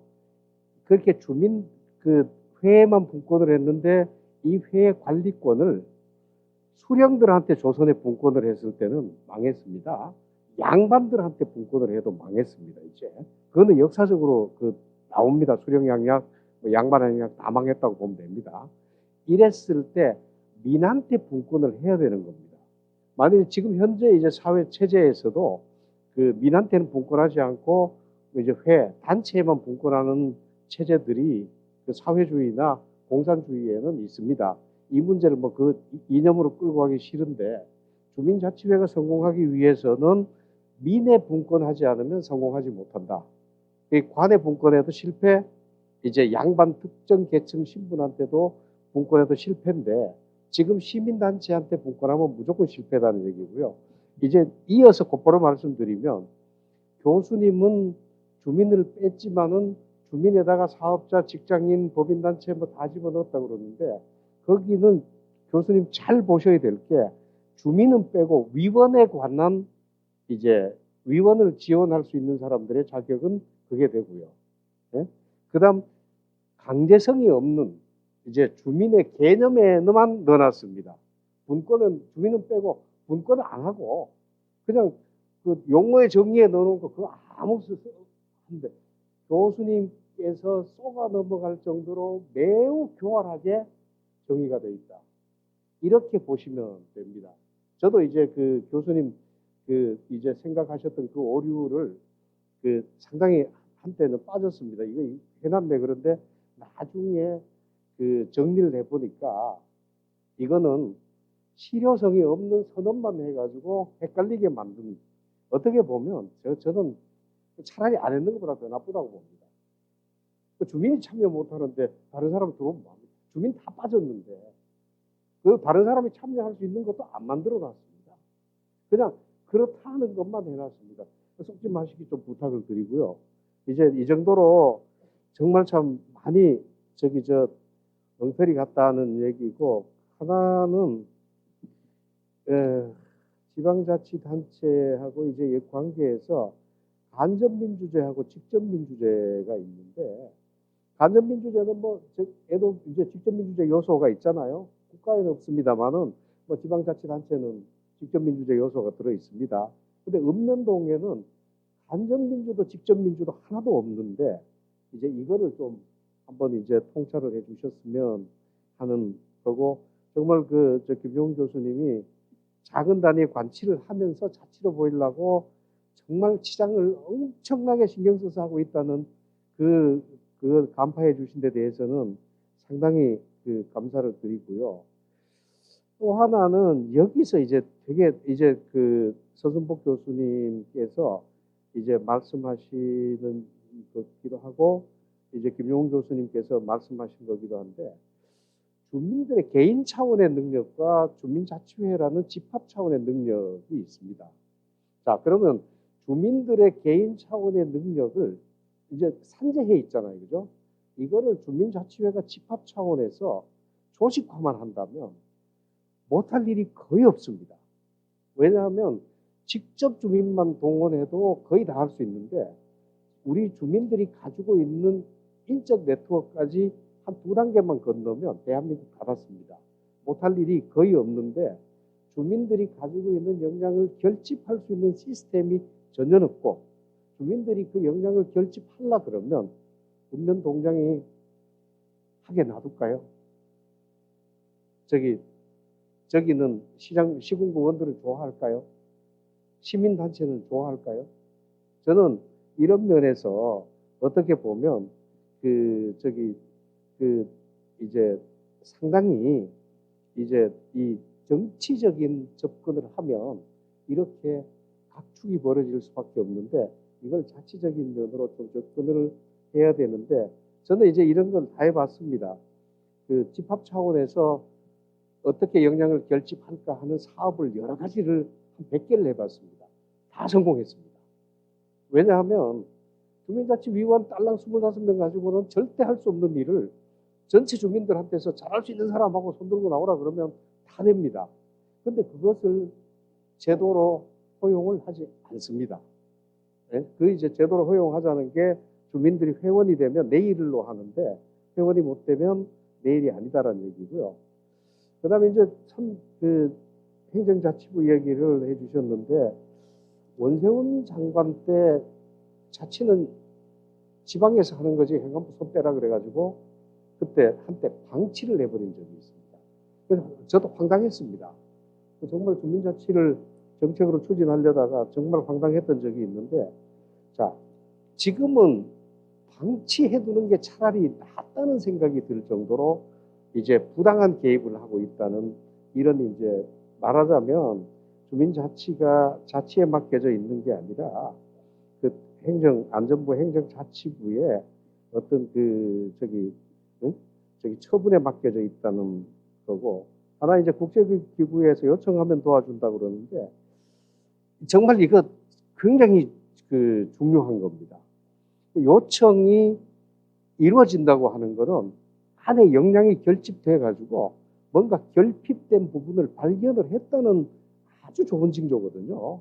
근데 이런 경우는 도와주되 간섭은 하지 말아야 됩니다. 제가 문재인 정부 초기에 국무위원 식당에서 산부 요인들 다 모아놓고 얘기를 했습니다. 도와는 주되 간섭하지 않으면 됩니다. 그랬는데 요청하는 거는 이제 주민들이 이제 가만히 놔두면 저절로 요청이 나올 겁니다라고 했는데 그게 정책에 반영되지는 않는 것 같고요. 그다음에 이제 하나 서순복 회장님 하셨던 것 중에 하나는 그 주거 개념하고 직장 개념하고 이제 보통 사람들이 틀리잖아요, 그죠? 이 부분에서 주민자치회가 그걸 야 너는 직장은 저축 생활하니까 너 우리 주민 아니야라고 배타적으로 생각하는 그런 어프로치보다는 우리 동네 살면서 직장을 다른 데서 하는 사람들을 위해서 우리가 할 건 뭐고 다른 데 살면서 우리 여기 와서 사업을 하는 사람은 뭐고 하는데 이런 어떤 상당히 적극적인 자세로 가야 되는 거지 주민자치는 그렇게 배타적인 자세로 가면 제가 보기에는 주민자치가 되는 게 아니고 오히려 주민자치회가 주민들로부터 이제 외려 이제 배척을 받을 거다라는 생각이고요. 또 하나 이제 주민들한테 주민자치회 알고 있느냐고 물으니까 70%고 관심 있냐고 물으니까 40%인데 그래도 하겠다는 사람이 40% 정도면 저는 엄청 높다고 보고 광주 시민들의 주민자치 의식을 상당히 좋게 생각해요. 서울 조사하면 아마 5% 미만일 겁니다. 이제 이런 경우에 제가 봤을 때는 알고는 있는데 하기는 싫다라고 하는 거는 그 70%대 40% 사이에 30%는 주민자치 정책하는 사람들이 잘못한 거예요. 주민자치 알면 주민자치 하고 싶게 만드는 게 당연한 거지. 주민자치는 아는데 하기는 싫게 만드는 이거는 제가 봤을 때는 주민자치 정책의 실패라고 빠른 실패라고 봅니다. 이랬을 때 여기서 우리가 과제를 좀 이제 챙겨봐야 된다. 그래서 여기에 관해서 제가 조금 설명을 드리면 일본에서 주민자치회 성공 요인의 제1번이 뭐냐 그러면 주민자치회 성공하기 위해서 가장 중요한 게 뭐냐고 주민자치회장한테 물었어요. 1번이 52%가 주민 간 친목이 1번이라는 거예요. 주민들끼리 친하면 그 다음 일은 걱정 안 해도 된다는 겁니다. 주민들끼리 친하지 않으면 무조건 망한다는 거고요. 그럼 주민들끼리 친한 거 이외에 그러면 해야 될 일은 뭐냐? 해야 될 일은 뭐냐라고 했을 때 주민들한테서 했을 때 가장 중요한 일 중에 제가 지금 표를 안 가지고 와서 모르겠는데 중요한 일로 나왔던 몇 가지 중에 하나가 첫 번째 민원 해결해 줘야 돼. 주민들이 부당하게 당하거나 억울하다고 생각하는 걸 주민자치회가 해결 못 해주면 그 주민자치회 필요 없습니다. 그러니까 민원 문제 해결도 해줘야 되고 주민 대변 해줘야 되는 거죠. 이것도 있고 동네 불편 사항 해결해야 돼요.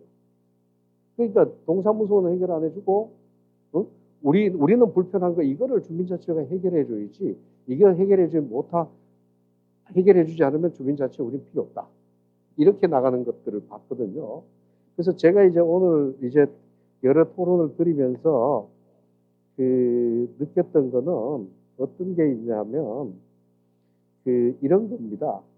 주민자치가 성공하기 위해서 필요한 이제 필요 조건과 충분 조건이 있는데 그 필요 조건에 관해서도 행정학이 아무리 발벗고 연구해도 30%는 못 넘어갈 겁니다. 왜냐하면 정치적인, 사회적인, 경제적인 요인들, 심리적인 요인들이 있습니다.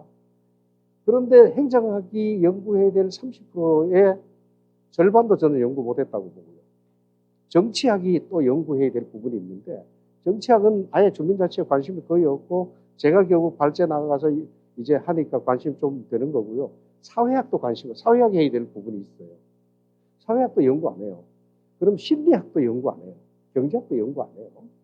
자, 이렇게 됐을 때 주민자치가 성공하려 그러면 해야 되는 연구에 겨우 한 5%나 10% 정도 해놓고 마치 다 하는 것 같이 주장을 하면 그거는 주민자치에 도움되는 게 아니라 주민자치에 막대한 걸림돌이 되는 거거든요. 제가 지금 이제 이런 느끼는 이유는 행안부가 이제까지 하면서 주민자치에 대해서 정말 모르면서 칼자루 휘둘러가지고 이제까지 망하게 했습니다. 20년 망하게 했습니다. 여기에 서울시 박원순 시장이 하는 시민단체, 주민자치 정말 모르면서 시민운동하듯이 주민은 자치하고 시민은 운동합니다. 운동하고 자치하고 헷갈리게 구분도 못하는 놈들이 주민자치에 개입해가지고 또 망쳐놓고 있는 겁니다. 자, 이렇게 했을 때 주민자치는 자치답게 해야 되고 관료행정은 행정답게 해야 되고 정치는 정치답게 해야 되고 시민운동은 운동답게 해야 되는데 자, 이게 각기 다우 이제 주민자치회에서는 그 모든 요소들이 다 어울립니다. 그러면 이 어울리는 이 종합적인 시스템이 연구가 돼야 되는데 저는 연구가 덜 됐다고 보고요. 그 연구를 하기 위해서 이제 학제간으로 무리하게 애를 씁니다만은 아직까지도 그 진도가 별로 안 나가고 있다는 이제 그 말씀을 꼭 드리고 싶습니다. 단지 이제 제가 이번에 학술대회에 와서 꼭 얘기를 하고 싶었던 내용이 뭐냐면 주민자치를 하려면 제일 첫 번째 주민들한테 분권을 해야 되는 겁니다. 주민자치회 만들 수 있는 권리 분권해야 돼요. 지금 이 정부는 주민자치회 만들 수 있는 권리 주민들한테 안 줍니다.